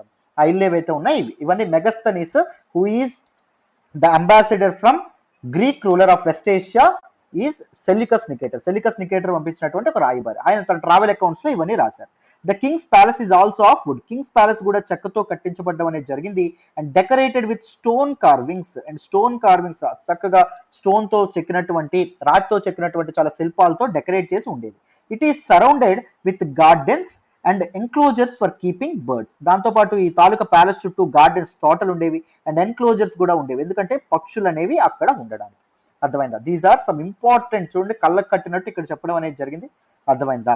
సో మీకు అందరికి ఇక్కడ చూడండి, ఒక చిన్న పిల్లలప్పుడు మనకి ఇలాంటి క్వశ్చన్స్ అడిగేవారు. Why do you think kings had special servants to taste the food he ate? ఎవరైనా విషం కలుపుతారేమో అని చెప్పి ముందు ఎవరితోనో రుచి చూపించడం అనేది జరిగేది. వాళ్ళు సరిగ్గా ఉంటే, వాళ్ళకి ఎటువంటి ప్రాబ్లం లేకపోతే, రాజులు ఎవరైతే ఉంటారో, చక్రవర్తులు ఎవరైతే ఉంటారో వాళ్ళు ఏం చేసేవాళ్ళు, దీస్ థింగ్స్ ఏవైతే ఉంటాయో, ఐ మీన్ ఆ ఫుడ్ ఏదైతే ఉంటుందో వాటిని తినేవాళ్ళు అన్నమాట. అర్థమైందా? These are some important aspects, important facts regarding this particular emperor, చక్రవర్తి, అండ్ దాంతో పాటు is capital city Pataliputra. Very very very important. Pataliputra ఎక్కడ ఉంది? Present day Patna, which is located in Bihar state అమ్మ. రైట్? మౌర్యన్ ఎంపైర్ ఎస్టాబ్లిష్ చేసింది ఎవరు? Chandragupta Maurya was followed by, Chandragupta Maurya establish చేయడానికి సహాయపడింది ఎవరు? విష్ణుగుప్త లేదా కౌటిల్య లేదా చాణక్య. సో ఆయన గురించి మాట్లాడడం. Chandragupta Maurya was followed by his son బిందుసారాకి ఇంకొక నేమ్ ఏంటి? కునికా అనేటటువంటి పేరు కూడా ఉంది. బింబిసారా వేరు, బిందుసారా వేరండి. బింబిసారా ఎవరు? హరియాంక్ డినాస్టీకి చెందినటువంటి వ్యక్తి. బిందుసారా ఎవరు? మౌర్యన్ ఎంపైర్ కి చెందినటువంటి వ్యక్తి. ఆయన కునికా అనేటటువంటి పేరు కూడా ఉంది. బిందుసారా తర్వాత ఎవరు రావడం అనేది జరుగుతుంది? ద గ్రేట్ అశోక రావడం అనేది జరుగుతుంది. చాలా చాలా ఇంపార్టెంట్. నెక్స్ట్ చూడండి. ఇప్పుడు మనం అశోకుని గురించి మాట్లాడుకోవాలి. Ashoka he is a unique leader, ఒక ప్రత్యేకమైనటువంటి చక్రవర్తి. He is the most famous Mauryan ruler, that is Ashok. అశోకుడు మౌర్య సామ్రాజ్యాన్ని పరిపాలించినటువంటి చక్రవర్తులందరిలో ద మోస్ట్ ఫేమస్ వన్ అండి. He was the first ruler who try to take his message to the people through inscriptions. So శాసనాల ద్వారా తను చెప్పాలనుకుంటున్నది ప్రజలకి చెప్పినటువంటి మొదటి చక్రవర్తి ఎవరు అంటే మన తాలూకా Ashoka the great. He's the third ruler of Mauryan empire. Most of the Ashokan inscriptions were in Prakrit అండి. చాలా వరకు అశోకుని తాలూకు ఇన్స్క్రిప్షన్స్ ప్రాకృత్ లో ఉండేవి. ఎందుకు ప్రాకృత్ లో ఉండేవి? And the script is Brahmi script. Language అనేటటువంటిది ప్రాకృత్. లాంగ్వేజ్ ని ఎక్స్ప్రెస్ చేయడానికి, రిటర్న్ ఫామ్ లో రాయడానికి ఉపయోగపడేది స్క్రిప్ట్, లిపి అని మనం మాట్లాడుకున్నాం. సో ప్రాకృత్ ఏదైతే ఉంటుందో, ప్రాకృత భాషలో ఎందుకు ఉండేవి ఇన్స్క్రిప్షన్స్ అన్ని అంటే, కామన్ పీపుల్ ఎవరైతే ఉన్నారో, సామాన్య ప్రజలకి అర్థం అవ్వాలి కాబట్టి. ద నార్మల్ పీపుల్ ఏం మాట్లాడుకునే వాళ్ళని చెప్పాం? ప్రాకృత్ మాట్లాడుకునే వాళ్ళని చెప్పాం. అందుకే కదా బుద్ధుడు తన టీచింగ్స్ కానీ, లేకపోతే మన తాలూకా మహావీర తన టీచింగ్స్ కానీ ప్రాకృతిలోనే చెప్పడం అనేది జరిగేది. జాగ్రత్తగా గుర్తుపెట్టుకోండి. Ashokan inscriptions are in which language? Prakrit language. చాలా చాలా important. Ashoka's war in Kalinga. అశోకుడు చాలా యుద్ధాలు చేయడం అనేది జరిగింది. అశోకుడు చాలా చాలా కోపదారి మనిషి అండి. చండాశోకుడు అని చెప్పి పిలవడం అనేది జరిగేది. శివుడిలాగా, అంటే కోపం వస్తే మూడో కన్ను తెరిచేవాడు, అవతల వాడు భస్మం అయిపోయేవాడు. అంత కోపం. చండాశోకుడు అని చెప్పి అశోకుడిని పిలిచేవాళ్ళు. కానీ అశోకుడు ఒక్కసారి శాంతియుతంగా మారిపోతాడు ఆఫ్టర్ కళింగ వార్. సో అంత శాంతియుతంగా మారిపోవడానికి ఆయన భేరి ఘోషని వదిలేసి, అంటే హింసని వదిలేసి ధర్మఘోష వైపు, అంటే అహింస వైపు, శాంతి వైపు ఎలా పయనిస్తాడో చూద్దాం. ఇంత చేంజ్ కి కారణమైనటువంటి డెవలప్మెంట్స్ ఏంటో చూద్దాం. జాగ్రత్తగా వినండి. Ashoka's war in Kalinga. కళింగాలో అశోకుడి తాలూకు యుద్ధం. Kalinga is the ancient name of coastal Orissa. కోస్తా ఒరిస్సా ప్రాంతం ఏదైతే ఉంటుందో దానికి పాత నేమ్ ఏంటి అంటే, ప్రాచీనమైనటువంటి పేరు ఏంటి అంటే కళింగ అనేటటువంటి పేరు. Ashoka fought a war to conquer Kalinga. అశోకుడు కళింగని ఆక్రమించుకోవాలనేటటువంటి ఉద్దేశంతో వాళ్ళతో యుద్ధం చేయడం అనేది జరిగింది. కానీ అయినప్పటికీ however he was so horrified when he saw the violence and bloodshed that he decided not to fight anymore wars. కానీ ఒక రోజు ఏం జరుగుతుంది అంటే యుద్ధం జరుగుతుంది. యుద్ధం జరిగినప్పుడు అశోకుడు రోజుకి సుమారు 30,000-50,000 మందిని చంపేసి ఉండేవాడు. అశోకుడు ఒంటి చేత్తో చంపేసేవాడు. చాలా యుద్ధ పటిమ కలిగినటువంటి వాడు, గ్రేట్ వారియర్ అశోకుడు. చాలా యుద్ధ భూమిలోకి దిగితే అసలు కన్నం లేదు, ముక్కన్ లేదు, చెవన్ లేదు, కాలం లేదు, చెయ్యన్ లేదు, నరుక్కుంటూనే వెళ్ళిపోయేవాడు. సో ఒకరోజు ఫైనల్ గా యుద్ధం అనేది ఆల్మోస్ట్ ఎండ్ అయిపోతుంది, యుద్ధం అనేది క్లోజ్ అయిపోతుంది. సో ఆయన తన గుడారానికి వస్తాడు, మన యుద్ధ క్షేత్రంలో ఉన్నటువంటి తన టెంట్ లోకి వస్తాడు. వచ్చి అద్దం ముందు తన ఫేస్ చూసుకుంటాడు. తన తన తాలూకా బాడీ అంతా రక్తంతో తడిసిపోయి ఉంటుంది, మీసం కూడా రక్తంతో తడిసిపోయి ఉంటుంది. రక్తంతో తడిసి ఉన్నటువంటి మీసాన్నే ఇలా తిప్పుకుంటాడు. తిప్పుకొని సో ఆయన ఒక్కసారి తన ఆర్మరీ ఏదైతే ఉంటుందో ఆర్మరీని ఇలా విప్పుతుండగా ఏం జరుగుతుందంటే ఒకరి తాలూకా చెవి పడుతుందండి. దాంతో పాటు ఇలా కిరీటం తీస్తుండగా ఒకరి తాలూకా కన్ను, ఒకరి తాలూకా ముక్కు పడ్డం అనేది జరుగుతుంది. సో ఆయన చూసి షాక్ అయిపోతాడు. పైన ఉన్నటువంటి హెయిర్ నుంచి కింద ఉన్నటువంటి కాలిగోటి వరకు మొత్తం అంతా రక్తంతో తడిసిపోయి ఉండడం అనేది జరుగుతుంది. సో ఒక్కసారి ఆందోళనకు గురవుతాడు. సో అప్పుడు తన రాజ్యం గెలిచేశాడు కాబట్టి ఒకసారి కళింగ రాజ్యంలోకి అడుగు పెడతాడు. అక్కడ పీపుల్ ఏడుస్తూ ఉంటారండి, రోధిస్తూ ఉంటారు, బాధపడుతూ ఉంటారు. చాలా మంది ఆడవాళ్ళు తమ తాలూకా హస్బెండ్స్ భర్తల్ని కోల్పోతారు, తండ్రుల్ని కోల్పోతారు, అన్నల్ని కోల్పోతారు, తమ్ముళ్ళని కోల్పోతారు. సో చాలా ఘోరాతి ఘోరమైనటువంటి పరిస్థితి ఏర్పడుతుంది. సో అప్పుడు అనుకుంటాడు మన తాలూకా అశోకుడు, if this is the way to win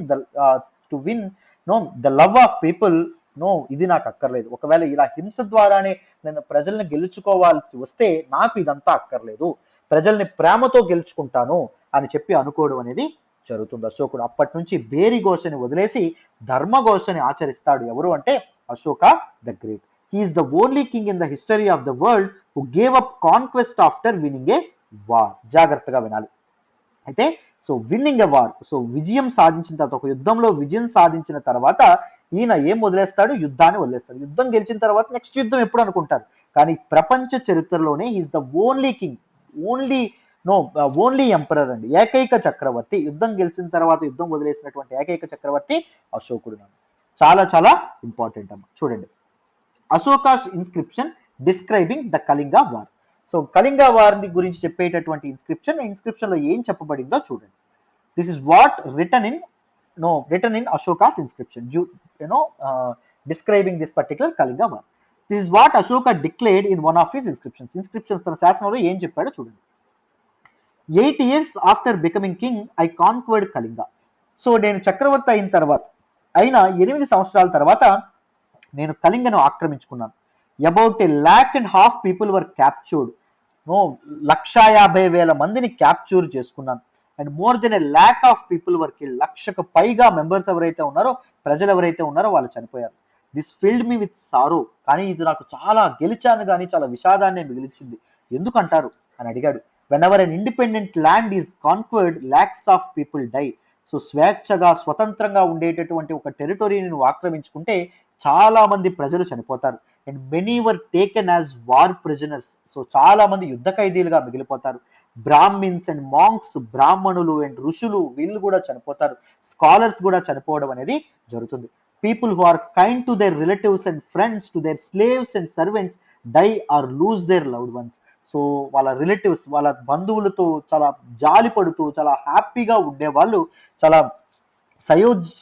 సఖ్యతతో బతికే వాళ్ళు, వాళ్ళ ఫ్రెండ్స్తో చక్కగా నడుచుకునే వాళ్ళు, వాళ్ళ స్లేవ్స్ని అద్భుతంగా ట్రీట్ చేసిన వాళ్ళు, వాళ్ళ స్లేవ్స్ అండ్ సర్వెంట్స్, వాళ్ళ బానిసల్ని, వాళ్ళ పని వాళ్ళని అద్భుతంగా ట్రీట్ చేసిన వాళ్ళు చనిపోతారు.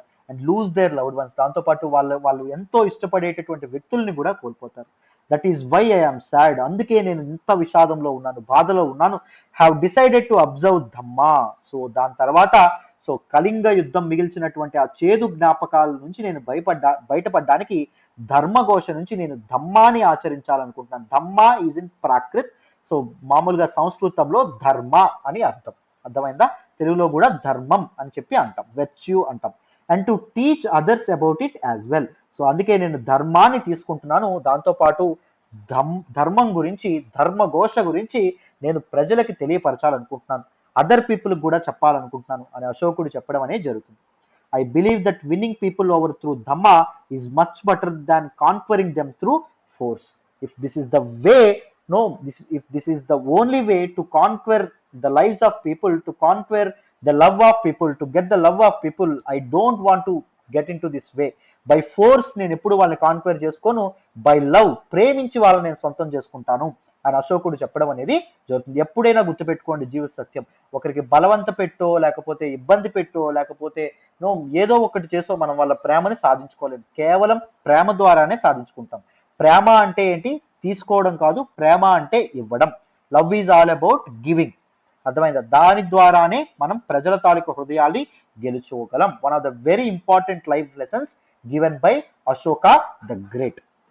I'm inscribing this message for the future. నేను భవిష్యత్తుకి ఈ సందేశాన్ని ఇవ్వాలనుకుంటున్నాను. So that my son and grandson after me should not think about war. So దాంతో పాటు సో ఇది ఎప్పుడైతే నేను ధమ్మఘోషం చెప్తున్నానో, నా తాలూకా కొడుకులు కానీ నా తాలూకా మనవళ్ళు కానీ ఎప్పుడు యుద్ధం అనేటటువంటి ఆలోచన వాళ్ళకి రాకూడదు, యుద్ధం అనేటటువంటి ఛాయలు వాళ్ళకి వినిపించకూడదు, ఆ సౌండ్కే వాళ్ళు ఇబ్బంది పడాలి అని చెప్పి అశోకుడు చెప్పడం అనేది జరుగుతుంది. Instead they should try to think about how to spread Dhamma. వాళ్ళు ఎలా ఆలోచించాలి? ధమ్మ సిద్ధాంతాన్ని ఎలా ప్రచారం చేయాలి, ఎలా 10 మంది ప్రజలకు తీసుకెళ్ళాలి అని ఆ చక్రవర్తులు ఆలోచించాలి అని చెప్పి ఈయన అనుకుంటాడండి. How did the Kalinga war bring about a change in Ashoka's attitude towards war. చూడండి ఎంత గమ్మత్తుగా, ఒక్క యుద్ధం, చరిత్రలో యుద్ధం గెలిచిన తర్వాత కూడా యుద్ధాన్ని వదిలేసినటువంటి మహనీయుడే అశోకుడు. అందుకే అశోక ద గ్రేట్, అశోకుడు గొప్పవాడు అంటాం. కళింగ వార్ ముందు చండాశోకుడు, కళింగ వార్ తర్వాత అశోక ద గ్రేట్ అయ్యాడు. ప్రియదర్శి అనేటటువంటి పేరును కూడా సంపాదించుకున్నాడు. ద బెనవలెంట్ ఆఫ్ గాడ్స్ అండి, దేవతలు కూడా ప్రేమించేటటువంటి వ్యక్తి అశోకుడు అనేటటువంటి పేరుని సంపాదించుకున్నాడు. Dhamma is the Prakrit word for the Sanskrit term ధర్మ. చెప్పాను కదా, సంస్కృత పదం ధర్మాకి సో మన తాలూకా ప్రాకృత పదం ఏంటి? ధమ్మ. అర్థమైందా? చాలా చాలా ఇంపార్టెంట్. ఇందాక చెప్పామా ఇన్స్క్రిప్షన్స్ అన్ని ప్రాకృతిలో వేయించడం అనేది జరిగిందని. ఎందుకు? సామాన్య ప్రజలు, కామన్ పీపుల్ ఎవరైతే ఉన్నారో వాళ్ళకు కూడా సులువుగా అర్థమయ్యే విధంగా రాయడం అనేది జరిగింది. నెక్స్ట్ చూడండి. So what was Ashoka's dhamma? అశోకుని యొక్క ధర్మ సిద్ధాంతం ఏంటో చూడాలి. Ashoka's dhamma did not involve any worship of a god. అశోకుడు తన ధర్మ సిద్ధాంతంలో ఏం చెప్తాడు? ఒక దేవుణ్ణి పూజించమని ఎప్పుడు చెప్పడు, లేకపోతే ఒక పెర్ఫార్మెన్స్ ఆఫ్ ఎ సాక్రిఫైస్, ఒక యజ్ఞయాగాదులు చేయమని కూడా అశోకుడు ఎప్పుడు ప్రబోధించాల. He felt that just as a father tries to teach his children, he had a duty to instruct his subjects. So ఆయన ఏమనుకున్నాడు అంటే, తన పిల్లలకి చెప్పేటటువంటి సరైనది ఏంటి, సరైనది కానిది ఏది అని చెప్పేటటువంటి బాధ్యత తండ్రికి ఎలా అయితే ఉంటుందో, తమ స్టూడెంట్స్కి, తమ శిష్యులకి ఇది సరైనది, ఇది సరైనది కాదు అని చెప్పేటటువంటి బాధ్యత టీచర్కి, గురువుకి ఎలా అయితే ఉంటుందో, సో ఇది తన బాధ్యత అనుకుంటాడు. తన సబ్జెక్ట్స్, తన పీపుల్కి సరైనది ఏది, సరైనది కానిది ఏది అని చెప్పేటటువంటి బాధ్యత ఏంటి అని చెప్పి అశోకుడు అనుకోవడం అనేది, ఆ బాధ్యత నాది అని చెప్పి అశోకుడు అనుకోవడం అనేది జరుగుతుంది. He was also inspired by the teachings of the Buddha. బుద్ధుని తాలూకా ప్రబోధాలు ఏవైతే ఉంటాయో, ఉపన్యాసాలు ఏవైతే ఉంటాయో వాటిని కూడా ఫాలో అవుతాడు మన తాలూకా అశోకుడు. అర్థమైందా? గుర్తుందా? అశోకుడు బుద్ధుడిని ఫాలో అవుతాడు కానీ బుద్ధుడినే ఫాలో అవ్వండి అని చెప్పి ఎవరికి చెప్పడు. బుద్ధుని ఉపన్యాసాలు, బుద్ధుని తాలూకా టీచింగ్స్ ఏవైతే ఉంటాయో వాటిని నలుదిశల వ్యాప్తి మాత్రం చేస్తాడు Ashoka in his Dhamma policy. So ఎప్పుడైనా గుర్తుపెట్టుకోండి, ఒక ఎఫిషియంట్ రూలర్, ఒక అడ్మినిస్ట్రేటర్ తాలూకా పని ఏంటి అంటే బెటర్ గవర్నెన్స్, గుడ్ గవర్నెన్స్ అంటాం. సో మన గవర్నెన్స్ లో మనం దాన్ని చదువుకుంటాం. అంటే ఏంటి అంటే, సో ఎక్కడ ఏది లోటు ఉందో అది సమకూర్చడం, అకామిడేటింగ్ ద నీడ్ అండి, దట్ ఈజ్ గవర్నెన్స్. సింపుల్ గా ఏది అవసరమో అది చేయడమే గవర్నెన్స్, పరిపాలన అని అర్థం. సో ఇక్కడ మనకి ఏం జరిగేది, ఆ టైంలో అశోకుని టైంలో, మనకి మౌర్యన్ ఎంపైర్ టైంలో దేర్ వాజ్ రిలీజియస్ క్లాషెస్ అండి, కమ్యూనల్ క్లాషెస్ అనేవి ఉండేవి. ఎవరికి? బ్రాహ్మణిజం ఏదైతే ఉంటుందో బ్రాహ్మణిజం, బుద్ధిజం ఏదైతే ఉంటుందో బుద్ధిజం, అండ్ జైనిజం ఏదైతే ఉంటుందో జైనిజం. సో వీటన్నింటినీ క్లాషెస్ ఏవైతే ఉన్నాయో వాటిని రిజాల్వ్ చేయాల్సినటువంటి బాధ్యత ఎవరికి ఉంటుంది? అడ్మినిస్ట్రేటర్కి ఉంటుంది. అందుకే అశోకుడు తన ధర్మ సిద్ధాంతాన్ని తీసుకొచ్చాడు. అర్థమైందా? చాలా చాలా ఇంపార్టెంట్ అమ్మ. నెక్స్ట్ చూడండి. There were a number of problems that troubled him. కానీ చాలా చాలా ప్రాబ్లమ్స్ అనేవి ఆయనకి ఇబ్బంది పెట్టాయి. People in the empire follow different religions. So ప్రజలు, ఆయన సామ్రాజ్యంలో ఉండే ప్రజలు చాలా చాలా మతాలు, వివిధ మతాలు ఏవైతే ఉంటాయో వాటిని ఫాలో అవ్వడం అనేది జరిగేది. And this sometimes led to conflict. దానివల్ల different communal clashes and communal conflicts ఏవైతే ఉన్నాయో అవి ఎదురవ్వడం అనేది జరిగింది. యానిమల్స్ వర్ సాక్రిఫైస్డ్. యానిమల్స్ ఏవైతే ఉంటాయో వాటిని ఇందాకే మనం మాట్లాడుకున్నాం. సో లాస్ట్ క్లాస్ లో మనం మాట్లాడుకోవడం అనేది జరిగింది. యజ్ఞ యాగాదులు ఏవైతే ఉన్నాయో అవి చేసేటప్పుడు యానిమల్స్ ని కూడా సాక్రిఫైసెస్ గా ఈ యజ్ఞగుండంలో, ఈ హోమగుండం ఏదైతే ఉంటుందో దానిలో వేసేసేవాళ్ళు. సో యానిమల్స్ ని బలివ్వడం కూడా జరిగేది. Slaves and servants were ill treated. ఈ స్లేవ్స్ అండ్ సర్వెంట్స్ పని వాళ్ళని, దాంతోపాటు బానిసల్ని ఘోరాతి ఘోరంగా ట్రీట్ చేయడం అనేది జరిగేది. దాంతోపాటు there were quarrels in families and amongst neighbours. So ఒకే కుటుంబంలో ఉన్న వాళ్ళ మధ్య కూడా ప్రశాంతత, సఖ్యత ఉండేది కాదు. చుట్టుపక్కల ఉండే వాళ్ళతో కూడా ఈ గొడవలు అనేది పెట్టుకోవడం అనేది జరిగేది. Ashoka felt it was his duty to solve all these problems. So ఈ సమస్యలన్నీ సమాజంలో పేరుకుపోయినప్పుడు ఈ సమస్యలన్నీ పరిష్కరించడమే ఒక సరైనటువంటి అడ్మినిస్ట్రేటర్ బాధ్యత, సరైనటువంటి చక్రవర్తి బాధ్యత అని చెప్పి ఈ బాధ్యతని తన భుజానెత్తుకుంటాడు ఎవరు అంటే అశోకుడు. So he appointed officials known as the Dhamma Mahamata who went from place to place teaching people about Dhamma. చాలా చాలా ఇంపార్టెంట్. ధర్మ, అశోకుడు తన ధమ్మ సిద్ధాంతం ఏదైతే ఉంటుందో దాన్ని టీచ్ చేయడానికి అపాయింట్ చేసేటటువంటి అఫీషియల్స్ ఎవరు అని అడుగుతారు. ధమ్మ మహామాతాస్. జాగ్రత్తగా గుర్తుపెట్టుకోండి, very very very very important. Ashoka has appointed some officials named dhamma mahamatas to preach his dhamma, teach his dhamma, to travel from a place to place and to travel throughout the length and breadth of the country and teach his dhamma అని చెప్పడం అనేది జరిగింది. ఇక్కడ జాగ్రత్తగా అర్థం చేసుకోవాలి. Besides దాంతోపాటు Ashoka got his messages inscribed on rocks and pillars. అశోకుడు తన తాలూకా మెసేజెస్ ఇన్స్క్రిప్షన్స్ రూపంలో, శాసనాల రూపంలో and rocks and pillars, different rocks మీద అండ్ పిల్లర్స్ మీద కూడా, పిల్లర్ ఇన్స్క్రిప్షన్స్ అంటాం, స్తంభ శాసనాలు అంటాం వాటిని, పిల్లర్స్ మీద కూడా వేయించడం అనేది జరిగేది. Instructing his officials to read his message to those who could not read it themselves. దాంతోపాటు ఏం చెప్పాడు, సో ఇవి ఏ లాంగ్వేజ్ లో వేయించడం అనేది జరిగిందని చెప్పుకున్నాం, ప్రాకృతిలో వేయించడం అనేది జరిగింది. Prakrit is the language of common people, already చెప్పుకున్నాం. కానీ కొంతమంది ఈ ప్రాకృతి కూడా చదవలేని వాళ్ళు ఉంటారు. వాళ్ళకి ఏం చెప్పాడు అశోకుడు, వాళ్ళకి అర్థమయ్యేటట్టు మీరు ఏం చేస్తారంటే మీరు చదివి వినిపించండి అని చెప్పి తన అఫీషియల్స్ ఎవరైతే ఉన్నారో, అధికారులు ఎవరైతే ఉన్నారో వాళ్ళకి శాసించడం అనేది జరిగింది. ఎవరు శాసించడం అనేది జరిగింది, మన అశోకుడు ఎవరైతే ఉన్నారో అశోకుడు. చాలా చాలా ఇంపార్టెంట్ అన్న. Ashoka also sent messengers to spread ideas about dhamma to other lands. అశోకుడు సో మెసెంజర్స్ ఎవరైతే ఉంటారు, వార్తాహరులు ఎవరైతే ఉంటారు, మెసెంజర్స్ ని కూడా పంపించేవారు, మిషనరీస్ ని కూడా పంపించాడండి తన ధమ్మ సిద్ధాంతాన్ని ప్రబోధించడానికి. ఎటువంటి అంటే సిరియా ప్రాంతానికి, ఈజిప్ట్, గ్రీస్ అండ్ శ్రీలంక ప్రాంతాలకు పంపించడం అనేది జరిగింది. అర్థమైందా? సో తర్వాత మనం మాట్లాడదాం. సో దీస్ ప్లేసెస్ ఏవైతే ఉన్నాయో వీటి గురించి నేను నెక్స్ట్ చూపిస్తాను, మీకు అర్థమవుతుంది. He built roads. దాంతోపాటు రోడ్స్ కన్స్ట్రక్ట్ చేశారు. వెల్స్, నూతులు తవ్వించడం అనేది జరిగింది. అండ్ రెస్ట్ హౌసెస్ ని కూడా నిర్మించడం అనేది జరిగింది. రెస్ట్ హౌసెస్ ని ఏమని చెప్పుకున్నాము, రెసిడెంట్ హాల్స్ లేదా రెస్ట్ హౌసెస్, విహారాస్ అని చెప్పుకోవడం అనేది జరిగింది. ప్రేయర్ హాల్స్ ని ఏమని చెప్పుకున్నాం, చైత్యాస్ అని చెప్పడం అనేది జరిగింది. గుర్తుందా, సంఘాల్లో ఉండేటటువంటి మాంక్స్ ఎవరైతే ఉంటారో వాళ్ళ కోసం కన్స్ట్రక్ట్ చేసేవాళ్ళు దీస్ రూలర్స్, మర్చెంట్స్, వీళ్ళు ఎవరైతే ఉంటారో వాళ్ళు. Besides he arrange for medical treatment for both human beings and animals. దాంతోపాటు హ్యూమన్ బీయింగ్స్, సామాన్యమైనటువంటి ప్రజలు ఎవరైతే ఉంటారో వాళ్ళు, అండ్ ఈవెన్ యానిమల్స్, జంతువులకు కూడా ట్రీట్ చేయడానికి మెడికల్ హౌసెస్ ని కూడా, హాస్పిటల్స్ ని కూడా నిర్మించడం అనేది జరిగింది అశోకుడు. సో అందరికీ ఈ ప్రపంచం అనేది అందరిది, అందరినీ సమానంగా ట్రీట్ చేయాల్సినటువంటి బాధ్యత మన మీద ఉంది అని చెప్పి అశోకుడు చెప్పడం అనేది జరిగింది. అండ్ ఇక్కడ ఉన్నటువంటి ఈ తాలూకా స్ట్రక్చర్ చూడండి, ఈ తాలూకా శిల్పం చూడండి, ఎంత హైలీ పాలిష్డ్, ఎంత చక్కగా, ఎంత ఇంట్రికేట్ గా ఇది చేయడం అనేది జరిగిందో. అర్థమైందా, చెక్కడం అనేది జరిగింది. So this is Rampurva bull. అర్థమైందా? Look at this finely polish stone sculpture. ఎంత ఫైన్లీ ఎంత గ్లాసీ ఫినిష్ వచ్చి ఎంత ఫైన్ గా పాలిష్ చేయబడడం అనేది జరిగింది. చూడండి ఇక్కడ మడతలు కూడా ఎంత డీటెయిల్డ్ గా వేయడం అనేది జరిగిందండి, ఎంత డీటెయిల్స్ అనేది పట్టించారు. This is part of a Mauryan pillar found in Rampurva. Rampurva is in present Bihar అండి. బీహార్ దగ్గరలో ఉన్నటువంటి ఒక మౌర్యన్ పిల్లర్, మౌర్యన్ ఎరాకి చెందినటువంటి ఒక పిల్లర్ మీద ఇది బయటపడడం అనేది జరిగింది. And has now been placed in Rashtrapati Bhavan. Rashtrapati Bhavan లో దీన్ని పెట్టడం అనేది జరిగింది. It is an example of the skill of the sculptures of the time. ఆ టైంలో శిల్పులు అనేవాళ్ళు ఎంత గొప్పగా శిల్పాలు చెక్కేవాళ్ళు, ఇది ఒక ఎగ్జాంపుల్. అర్థమైందా? ఇది క్లియర్ గా కనిపిస్తుందని చెప్పి మనకి చెప్పడం అనేది జరిగింది.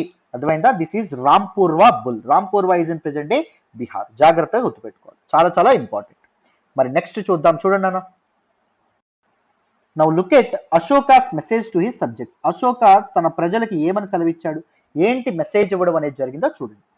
People perform a variety of rituals when they fall ill. ప్రజలు వాళ్ళు వాళ్ళు యూనో ఇల్ అంటే అనారోగ్య పాలైనప్పుడు వాళ్ళు చాలా చాలా రిచువల్స్, వాళ్ళు చాలా చాలా పనులు అనేవి చేస్తారు. ఈ రైట్స్ అండ్ రిచువల్స్ అనేవి చేయడం అనేది జరుగుతుంది.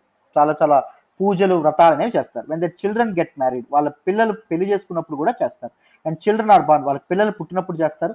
ఆర్ వెన్ దే గో అనే జర్నీ, ఎప్పుడైనా ఒక ప్రాంతానికి విజిట్ చేయడానికి వెళ్ళినప్పుడు కూడా సేఫ్ గా జర్నీ అవ్వాలని చెప్పి వీళ్ళు వ్రతాలు పూజలు చేయడం అనేది జరుగుతుంది. But these rituals are not useful అంటాడు అశోకుడు. ఈ రైట్స్ అండ్ రిచువల్స్ ఏవైతే ఉంటాయి, ఈ వ్రతాలు పూజలు ఏవైతే ఉన్నాయో అవన్నీ అంత ఉపయోగకరమైనవి కాదు అంటాడు. If instead people observe other practices it will be more fruitful. What are these other practices? అశోకుడు ఏం చెప్తాడో చూడండి. మోర్ ఫ్రూట్ అంటే కొన్ని అదర్ ప్రాక్టీసెస్, కొన్ని వేరే పనులు చేయడం వల్ల సో పీపుల్ అనే వాళ్ళు చాలా లబ్ధి పొందుతారు, వాళ్ళకి చాలా ప్రొడక్టివ్ గా ఉండడం అనేది జరుగుతుంది, వాళ్ళకి చాలా లాభం ఉంటుంది అని చెప్తాడు. ఏంటండి ఆ ప్రాక్టీసెస్? చూడండి. Being gentle with slaves and servants, వాళ్ళ తాలూకా బానిసలు, వాళ్ళ తాలూకా పని వాళ్ళు ఎవరైతే ఉంటారో వాళ్ళతో జెంటిల్ గా అంటే వాళ్ళని హ్యాపీగా ట్రీట్ చేయడం అనేది జరగాలి. వాళ్ళని కైండ్నెస్ తో, జాలి హృదయంతో వాళ్ళని ట్రీట్ చేయాలి. రెస్పెక్టింగ్ వన్స్ ఎల్డర్స్, పెద్దవాళ్ళని రెస్పెక్ట్ చేయాలి. Treating all creatures with compassion, so అన్ని జీవుల్ని జాలి దయా హృదయాలతో వాళ్ళని దగ్గరికి తీసుకోవాలి. Giving gifts to Brahmins and monks, బ్రాహ్మణులు అండ్ ఋషులు ఎవరైతే ఉంటారో వాళ్ళకి బహుమానాలు కూడా ఇవ్వాలి అని చెప్పి అశోకుడు చెప్పడం అనేది జరుగుతుంది. It is both wrong to praise one's own religion or criticise another's. So ఏం చెప్పారు? సో నీ యొక్క మతాన్ని నువ్వు పొగిడినా లేకపోతే వేరే వాళ్ళ మతాన్ని నువ్వు కించపరిచినా అది చాలా చాలా తప్పు. చూడండి ఎంత గొప్ప లైఫ్ లెసన్స్ త్రూ హిస్ దమ్మ అశోకుడు చెప్పడం అనేది జరిగింది. సో ఈ తాలూకా వ్రతాలు పూజలు అవసరం లేదని చెప్తాడు. ఏంటి అవసరం? తన తాలూకా స్లేవ్స్ ని, సర్వెంట్స్ ని జెంటిల్ గాను చాలా మంచిగా రెస్పెక్ట్ఫుల్ గా ట్రీట్ చేయాలి. ఎల్డర్స్ పెద్దవాళ్ళని రెస్పెక్ట్ఫుల్ గా ట్రీట్ చేయాలి. అండ్ అన్ని క్రియేచర్స్ ని, అన్ని జీవుల్ని జాలి దయతో ట్రీట్ చేయాలి. అండ్ బ్రాహ్మిన్స్ అండ్ దాంతో పాటు మాంగ్స్, ఋషులు ఎవరైతే ఉంటారో వాళ్ళకి బహుమానాలు అనేవి ఇవ్వాలి. దాంతోపాటు మీ రిలీజియన్ని పొగడ్డం కానీ వేరే వాళ్ళ రిలీజియన్ని క్రిటిసైజ్ కూడా చేయకూడదు అని అశోకుడు చెప్తాడు. Each one should respect the others religion, వేరే వాళ్ళ మతాన్ని రెస్పెక్ట్ చేయాలి, గౌరవించాలని చెప్పి అశోకుడు చెప్పడం అనేది జరుగుతుంది. If one praises one's own religion while criticising another's, one is actually doing great harm to one's own religion. ఒకవేళ ఒక వ్యక్తి తన రిలీజియన్ని, తన మతాన్ని పొగుడుతూ వేరే వాడి మతాన్ని క్రిటిసైజ్ చేస్తే, కించపరిస్తే అతను తన మతానికి చాలా చాలా హామ్ చేసుకుంటున్నట్టు, చాలా హాని కలిగిస్తున్నట్టు అని చెప్తాడు. ఎందుకంటే వేరే వాడి మతాన్ని తిడితే ఆవిడ ఊరుకుంటాడు, నీ మతాన్ని తిడతాడు, నీ మతాన్ని కూడా కించపరుస్తాడు. సో ఇండైరెక్ట్ గా నువ్వేం చేస్తున్నావు? నీ మతాన్ని నువ్వు కించపరుచుకుంటున్నావు అని గొప్ప మాట చెప్తాడు అశోకుడు. Therefore one should try to understand the main ideas of another religion and respect it. So అందరూ ఏం చేయాలి? ఎథ్నోసెంట్రిసిజం నుంచి దూరంగా ఉండాలి. నా రిలీజియన్నే గొప్ప, నా వాళ్ళే గొప్ప, నా రైట్సే గొప్ప, నా రిచువల్సే గొప్ప అని మాట్లాడడం మానేసి అదర్ రిలీజియన్స్ ఏవైతే ఉన్నాయో వాటికి కూడా గౌరవంతో చూడాలి. Pandit Jawaharlal Nehru, the first prime minister of India, ఆయన ఏం చెప్తాడంటే హిజ్ ఎడిక్ట్స్ అంటే అశోకుని తాలూకా ఇన్స్ట్రక్షన్స్ ఏవైతే ఉంటాయో, శాసనాలు ఏవైతే ఉంటాయో, they still speak to us in a language we can understand and we can still learn much from them. ఇప్పటికీ మనం ఆ ఎడిక్ట్స్ గురించి చాలా చాలా తెలుసుకోవచ్చు అని చెప్పి జవహర్లాల్ నెహ్రూ చెప్పడం అనేది జరిగింది. Identify the parts of Ashoka's message that you think are relevant today. ఇవన్నీ రిలవెంట్ అవునా కాదండి? అవన్నీ రిలవెంట్. సో మనకి అఫ్ కోర్స్ ఇప్పుడు స్లేవ్స్ లేకపోయినా మన సర్వెంట్స్ ఉంటారు, మన కింద పనిచేసే వాళ్ళు, వీళ్ళందరికీ రెస్పెక్ట్, డిగ్నిటీ ఆఫ్ లేబర్ ఉండాలి, వాళ్ళందరినీ చక్కగా ఇది చేయాలి, అర్థమైందా? వాళ్ళందరినీ గౌరవించడం అనేది జరగాలి. దాంతోపాటు ఎల్డర్స్, పెద్దవాళ్ళని గౌరవించాలి, అన్ని క్రియేచర్స్ ని కంపాషన్ తో చూడాలి. అండ్ బ్రాహ్మిన్స్ కి, మాంక్స్ కి గిఫ్ట్స్ ఇవ్వక్కర్లేదు, ఇప్పుడు ఇది రిలవెంట్ కాదు. బట్ రిలీజియన్ ఏదైతే ఉంటుందో, వన్స్ ఓన్ రిలీజియన్ ఏదైతే ఉంటుందో వాళ్ళని ప్రైజ్ చేయకూడదు, అదర్ రిలీజియన్స్ నువ్వు క్రిటిసైజ్ కూడా చేయకూడదు, దే ఆర్ స్టిల్ రిలవెంట్ అని పండిత్ జవహర్లాల్ నెహ్రూ చెప్పినట్టు నో మనం అది అర్థం చేసుకోవచ్చు కూడా. అర్థమైందా? ఇప్పటికీ అవి రిలవెంట్ అమ్మ, రైట్? సో చూడండి, ఈ బిలో ఉన్నటువంటి ఈ పిక్చర్ చూడండి, దిస్ ఈజ్ బ్రహ్మీ స్క్రిప్ట్ అండి. అర్థమైందా? ఇందాక ప్రాకృత్ లాంగ్వేజ్ బ్రహ్మీ స్క్రిప్ట్ లో అశోకుడు ఇన్స్క్రిప్షన్స్ వేయించేవాడని చెప్పుకున్నామా? This is Brahmi script. Most modern Indian scripts have developed from the Brahmi script over hundreds of years. So వందల ఏళ్లగా ఈ లాంగ్వేజ్ అనేది, స్క్రిప్ట్స్ అనేవి ఎవాల్వ్ అవ్వడం అనేది జరుగుతుంది. మోస్ట్ ఆఫ్ ద స్క్రిప్ట్స్ ఈ బ్రహ్మీ స్క్రిప్ట్ నుంచే ఎవాల్వ్ అవ్వడం అనేది జరిగింది. Here you can see the letter A written in different scripts. Letter A అనేది ఎలా రాశారో చూడండి. ఎర్లీ బ్రహ్మీలో ఇలా రాయడం అనేది జరిగింది, దేవనాగరిలో ఆ అనేటటువంటి విధంగా రాశారు, బెంగాలీలో ఇలాగా, మలయాళంలో ఇలాగా, తమిళ్ ఏదైతే ఉంటుందో తమిళ్లో ఇలాగా, తమిళ్లో ఇలా రాయడం అనేది జరుగుతుంది. అర్థమైందా? చాలా చాలా ఇంపార్టెంట్. మన తెలుగులో ఇలా రాస్తాం. అర్థమైందా? చాలా చాలా లాంగ్వేజెస్ యొక్క స్క్రిప్ట్స్ ఏవైతే ఉన్నాయో అవి బ్రహ్మీ స్క్రిప్ట్ నుంచే ఉద్భవించడం అనేది జరిగింది. Brahmi script had a special place. So అశోకుడు తన ఇన్స్క్రిప్షన్స్ అన్ని ప్రాకృత్ లాంగ్వేజ్ లో బ్రహ్మీ స్క్రిప్ట్ లో వేయించడం అనేది జరిగింది. చాలా చాలా ఇంపార్టెంట్. అండ్ అశోకుడు చెప్పినటువంటి పాయింట్స్ కూడా చాలా చాలా ఇంపార్టెంట్, ఎగ్జామ్ పర్స్పెక్టివ్ లో కూడా ఇంపార్టెంట్. అశోకుడు which of the below statements were given by Ashoka అని చెప్పి, ఏ అని చెప్పి being gentle with slaves and servants, B respecting one's elders, treating all creatures with compassion, D ఇంకొకటి ఏదో ఇవ్వడం అనేది జరుగుతుంది, ఇంకొకటి లేనిది ఏదో ఇవ్వడం అనేది జరుగుతుంది. సో 1, 2 and 3 కరెక్ట్ అవుతాయి. అర్థమైందా? సో ఇలా మీకు క్వశ్చన్స్ అనేవి ఇస్తారు. So you have to find the correct answer. Next చూడండి. చూడండి, ఎల్స్వేర్ చైనాలో ఉన్నటువంటి ఒక ఇన్సిడెంట్ గురించి మాట్లాడుతున్నాం. Somewhere before the time of Mauryan empire. Mauryan empire ఎప్పుడు 2300 ఇయర్స్ ఎగో అనుకున్నాం కదా, అంటే 300 బీసీలో ఎస్టాబ్లిష్ అవ్వడం అనేది జరిగిందని చెప్పుకున్నాం. సో దానికంటే కొద్దిగా ముందు 2400 ఇయర్స్ అంటే 400 బీసీ, ఆ టైంలో చైనాకి సంబంధించినటువంటి ఎంపరర్స్ అంటే ఎవరు? చక్రవర్తులు అని చెప్పుకున్నాం. వాళ్ళు గ్రేట్ వాల్ ఏదైతే ఉంటుందో దాన్ని బిల్డ్ చేయడం అనేది జరిగింది. They built the great wall. So China great wall ని వాళ్ళు ఆ టైంలోనే బిల్డ్ చేయడం అనేది జరిగింది. It was meant to protect the northern frontier of the umpire from pastoral people. So ఈ పాస్టోరల్ పీపుల్ ఎవరైతే ఉంటారో, దీస్ హెరిడర్స్ ఎవరైతే ఉంటారో, ఈ చిన్న చిన్న ట్రైబ్స్ ఎవరైతే ఉంటారో వాళ్ళ నుంచి ఎంపైర్ చైనా సామ్రాజ్యం ఏదైతే ఉంటుందో దానికి నార్థన్ ఫ్రంటియర్ ని కాపాడుకోవడానికి దీన్ని బిల్డ్ చేయడం అనేది జరిగింది. Editions to the walls were made over a period of 2000 years. So ఈ వాల్ కి కొత్త కొత్త ఎడిషన్స్ కూడా ఈ ఓవర్ దీస్ ఇయర్స్ యాడ్ చేయడం కూడా జరిగింది. Because the frontiers of the umpire kept shifting. ఎందుకంటే ఈ తాలూకా కొన్నిసార్లు ఫ్రాంటియర్స్ అనేవి ఎక్స్పాండ్ అయినాయి, కొన్నిసార్లు ష్రింక్ అవ్వడం కూడా జరిగింది. ద చైనా వాల్ అనేది అద్భుతంగా ద చైనా ఎంపైర్ అనేది అద్భుతంగా ఫ్లరిష్ అయిందంటే ఇన్నాళ్ళు ఫారిన్ ఇన్వేజన్స్ లేకుండా. దానికి ఇంపార్టెంట్ రీజన్ ఏంటి అంటే this particular the great wall of China. The wall is about 6400 kilometre long. So ఈ వాల్ అనేది 6400 కిలోమీటర్ల దూరం ఉండడం అనేది జరుగుతుంది. And is made of stone and brick. So stone తోను అండ్ దాంతో పాటు రాతితోను అండ్ దాంతో పాటు బ్రిక్స్ ఇటుకలతో ఇది కట్టడం అనేది జరుగుతుంది. With a road along the top. So దాంతో పాటు ఒక రోడ్డు కూడా. సో ఇది వాల్ అనుకోండి, చూడండి ఇది రోడ్, ఇలా ఒక రోడ్డు కూడా ఉండడం అనేది జరుగుతుంది, పైన నడవచ్చు కూడా. Several thousand people work to build the wall. ఈ వాల్ నిర్మించడానికి కొన్ని వేల ప్రజలు, కొన్ని వేల మంది లేబరర్స్ ఎవరైతే ఉన్నారో వాళ్ళు కష్టపడడం అనేది జరిగింది. And there are watch towers all along at distances about 100 to 200 metres. So ప్రతి 100 నుంచి 200 మీటర్స్ ఏవైతే ఉన్నాయో ఇదిగోండి, ఇదొక వాచ్ టవర్ అండ్ ఇదొక వాచ్ టవర్. ఇలా వాచ్ టవర్స్ కూడా ఏర్పాటు చేయడం అనేది జరిగింది. అర్థమైందా? చాలా చాలా ఇంపార్టెంట్. సో ఇక్కడ చూడండి, in what ways do you think Ashoka's attitude toward neighbouring people was different from that of Chinese empress. So China వాళ్ళు ఏమనుకున్నారు, దీస్ హెరిడర్స్ ఎవరైతే ఉంటారో, పాస్టోరల్ పీపుల్ ఎవరైతే ఉంటారో, సో గోవులు కాసే వాళ్ళు, వీళ్ళు నా రాజ్యంలోకి ఎంటర్ కాకూడదు అనుకున్నారు. కానీ అశోకుడు ఏమనుకున్నాడు, తన బుద్ధుని యొక్క టీచింగ్స్ కానీ తన తాలూకా ధర్మ సిద్ధాంతాల్ని వేరే వాళ్ళకి తెలియపరచాలని చెప్పి అనుకున్నాడు. It is the primary difference, it is the major difference that you can spot right away. Right, చాలా చాలా చాలా ఇంపార్టెంట్. రైట్, సో ఇప్పుడు నెక్స్ట్ ఇంపార్టెంట్ మ్యాప్స్ చూపిస్తాను, జాగ్రత్తగా వినండి.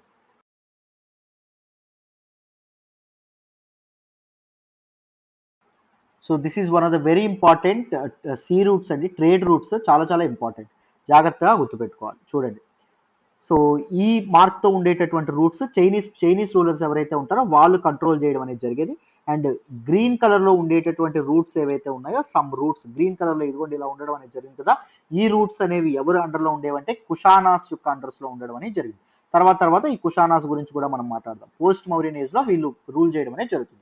అండ్ ఇంపార్టెంట్ సీ రూట్స్ అనేవి చూడండి, చాలా చాలా ఇంపార్టెంట్. ఈ కలర్లో ఇదిగోండి, ఈ కలర్లో ఉన్నటువంటివన్నీ సీ రూట్స్. ఇవన్నీ ఇదిగోండి, ఇది స్ట్రైట్ ఆఫ్ హార్ముజ్, ఇది పర్షియన్ గల్ఫ్, చాలా చాలా ఇంపార్టెంట్. ఇది బాబెల్ మండేబ్ స్ట్రైట్, ఇది రెడ్ సీ, అండ్ దాంతోపాటు ఇది మెడిటరేనియన్ సీ, చాలా చాలా చాలా ఇంపార్టెంట్ అండి.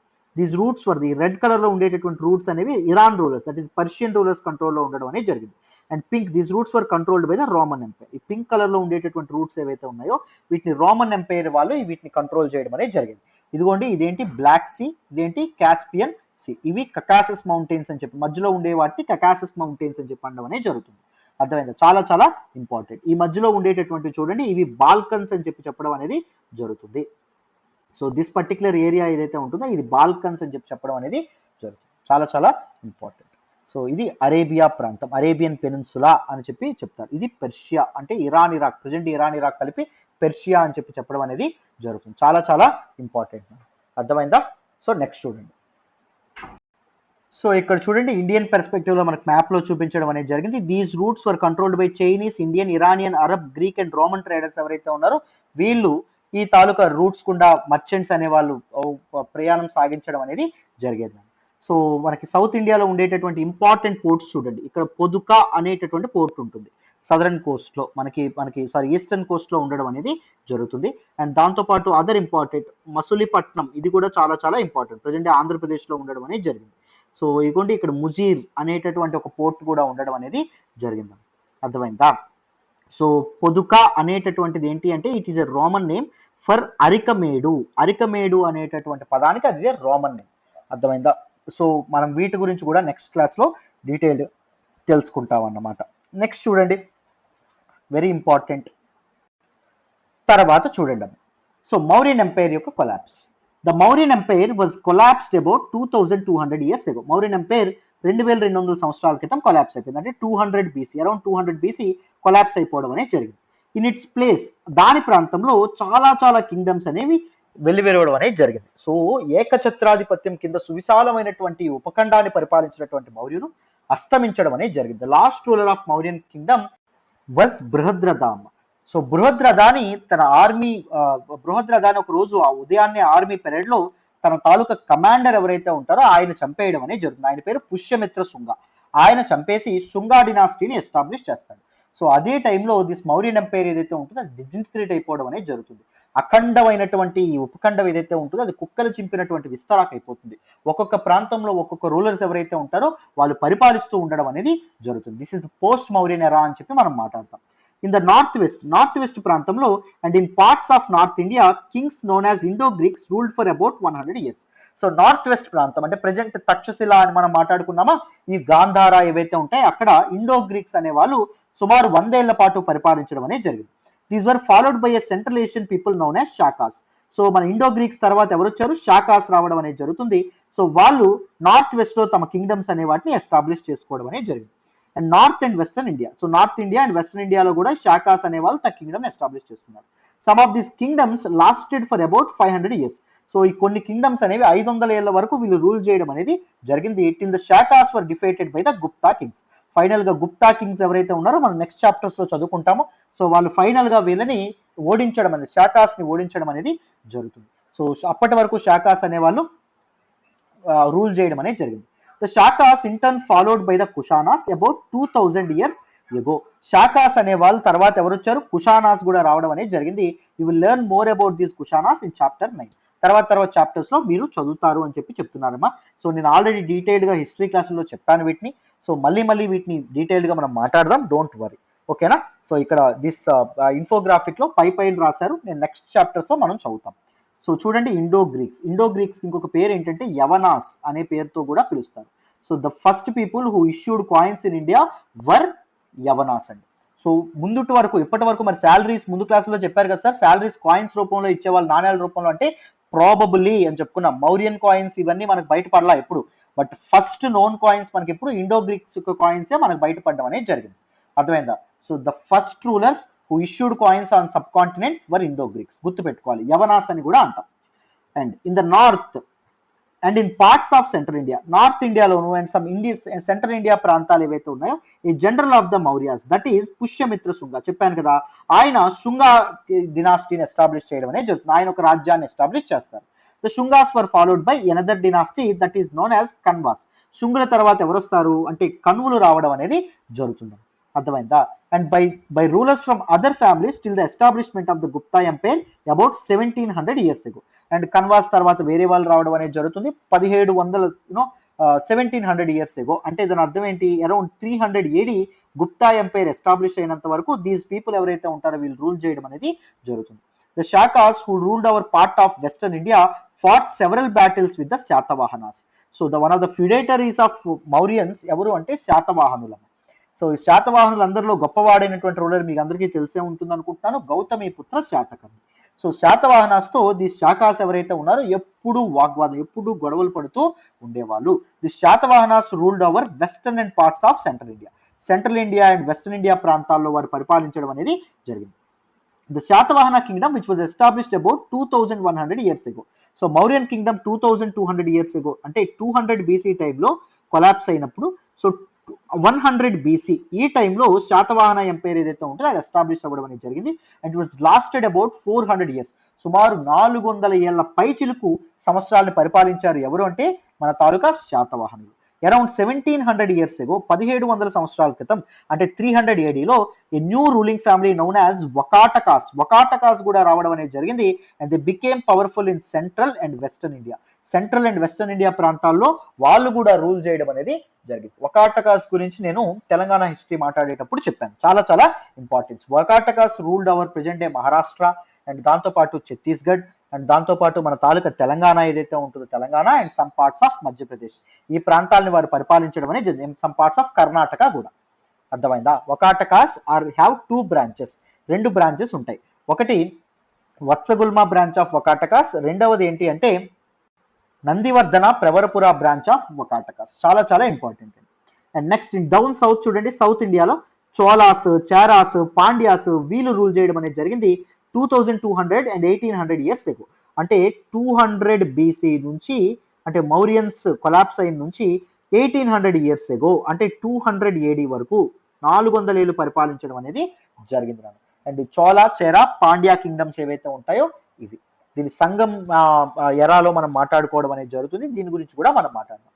అండ్ అబౌట్ 1500 ఇయర్స్ ఎగో 1500 సంవత్సరాల పూర్వం అంటే 500 ఏడీలో దెర్ వాజ్ 2 లార్జ్ కింగ్డమ్స్. అప్పుడు పెద్ద కింగ్డమ్స్ అనేవి ఎస్టాబ్లిష్ అవుతాయి.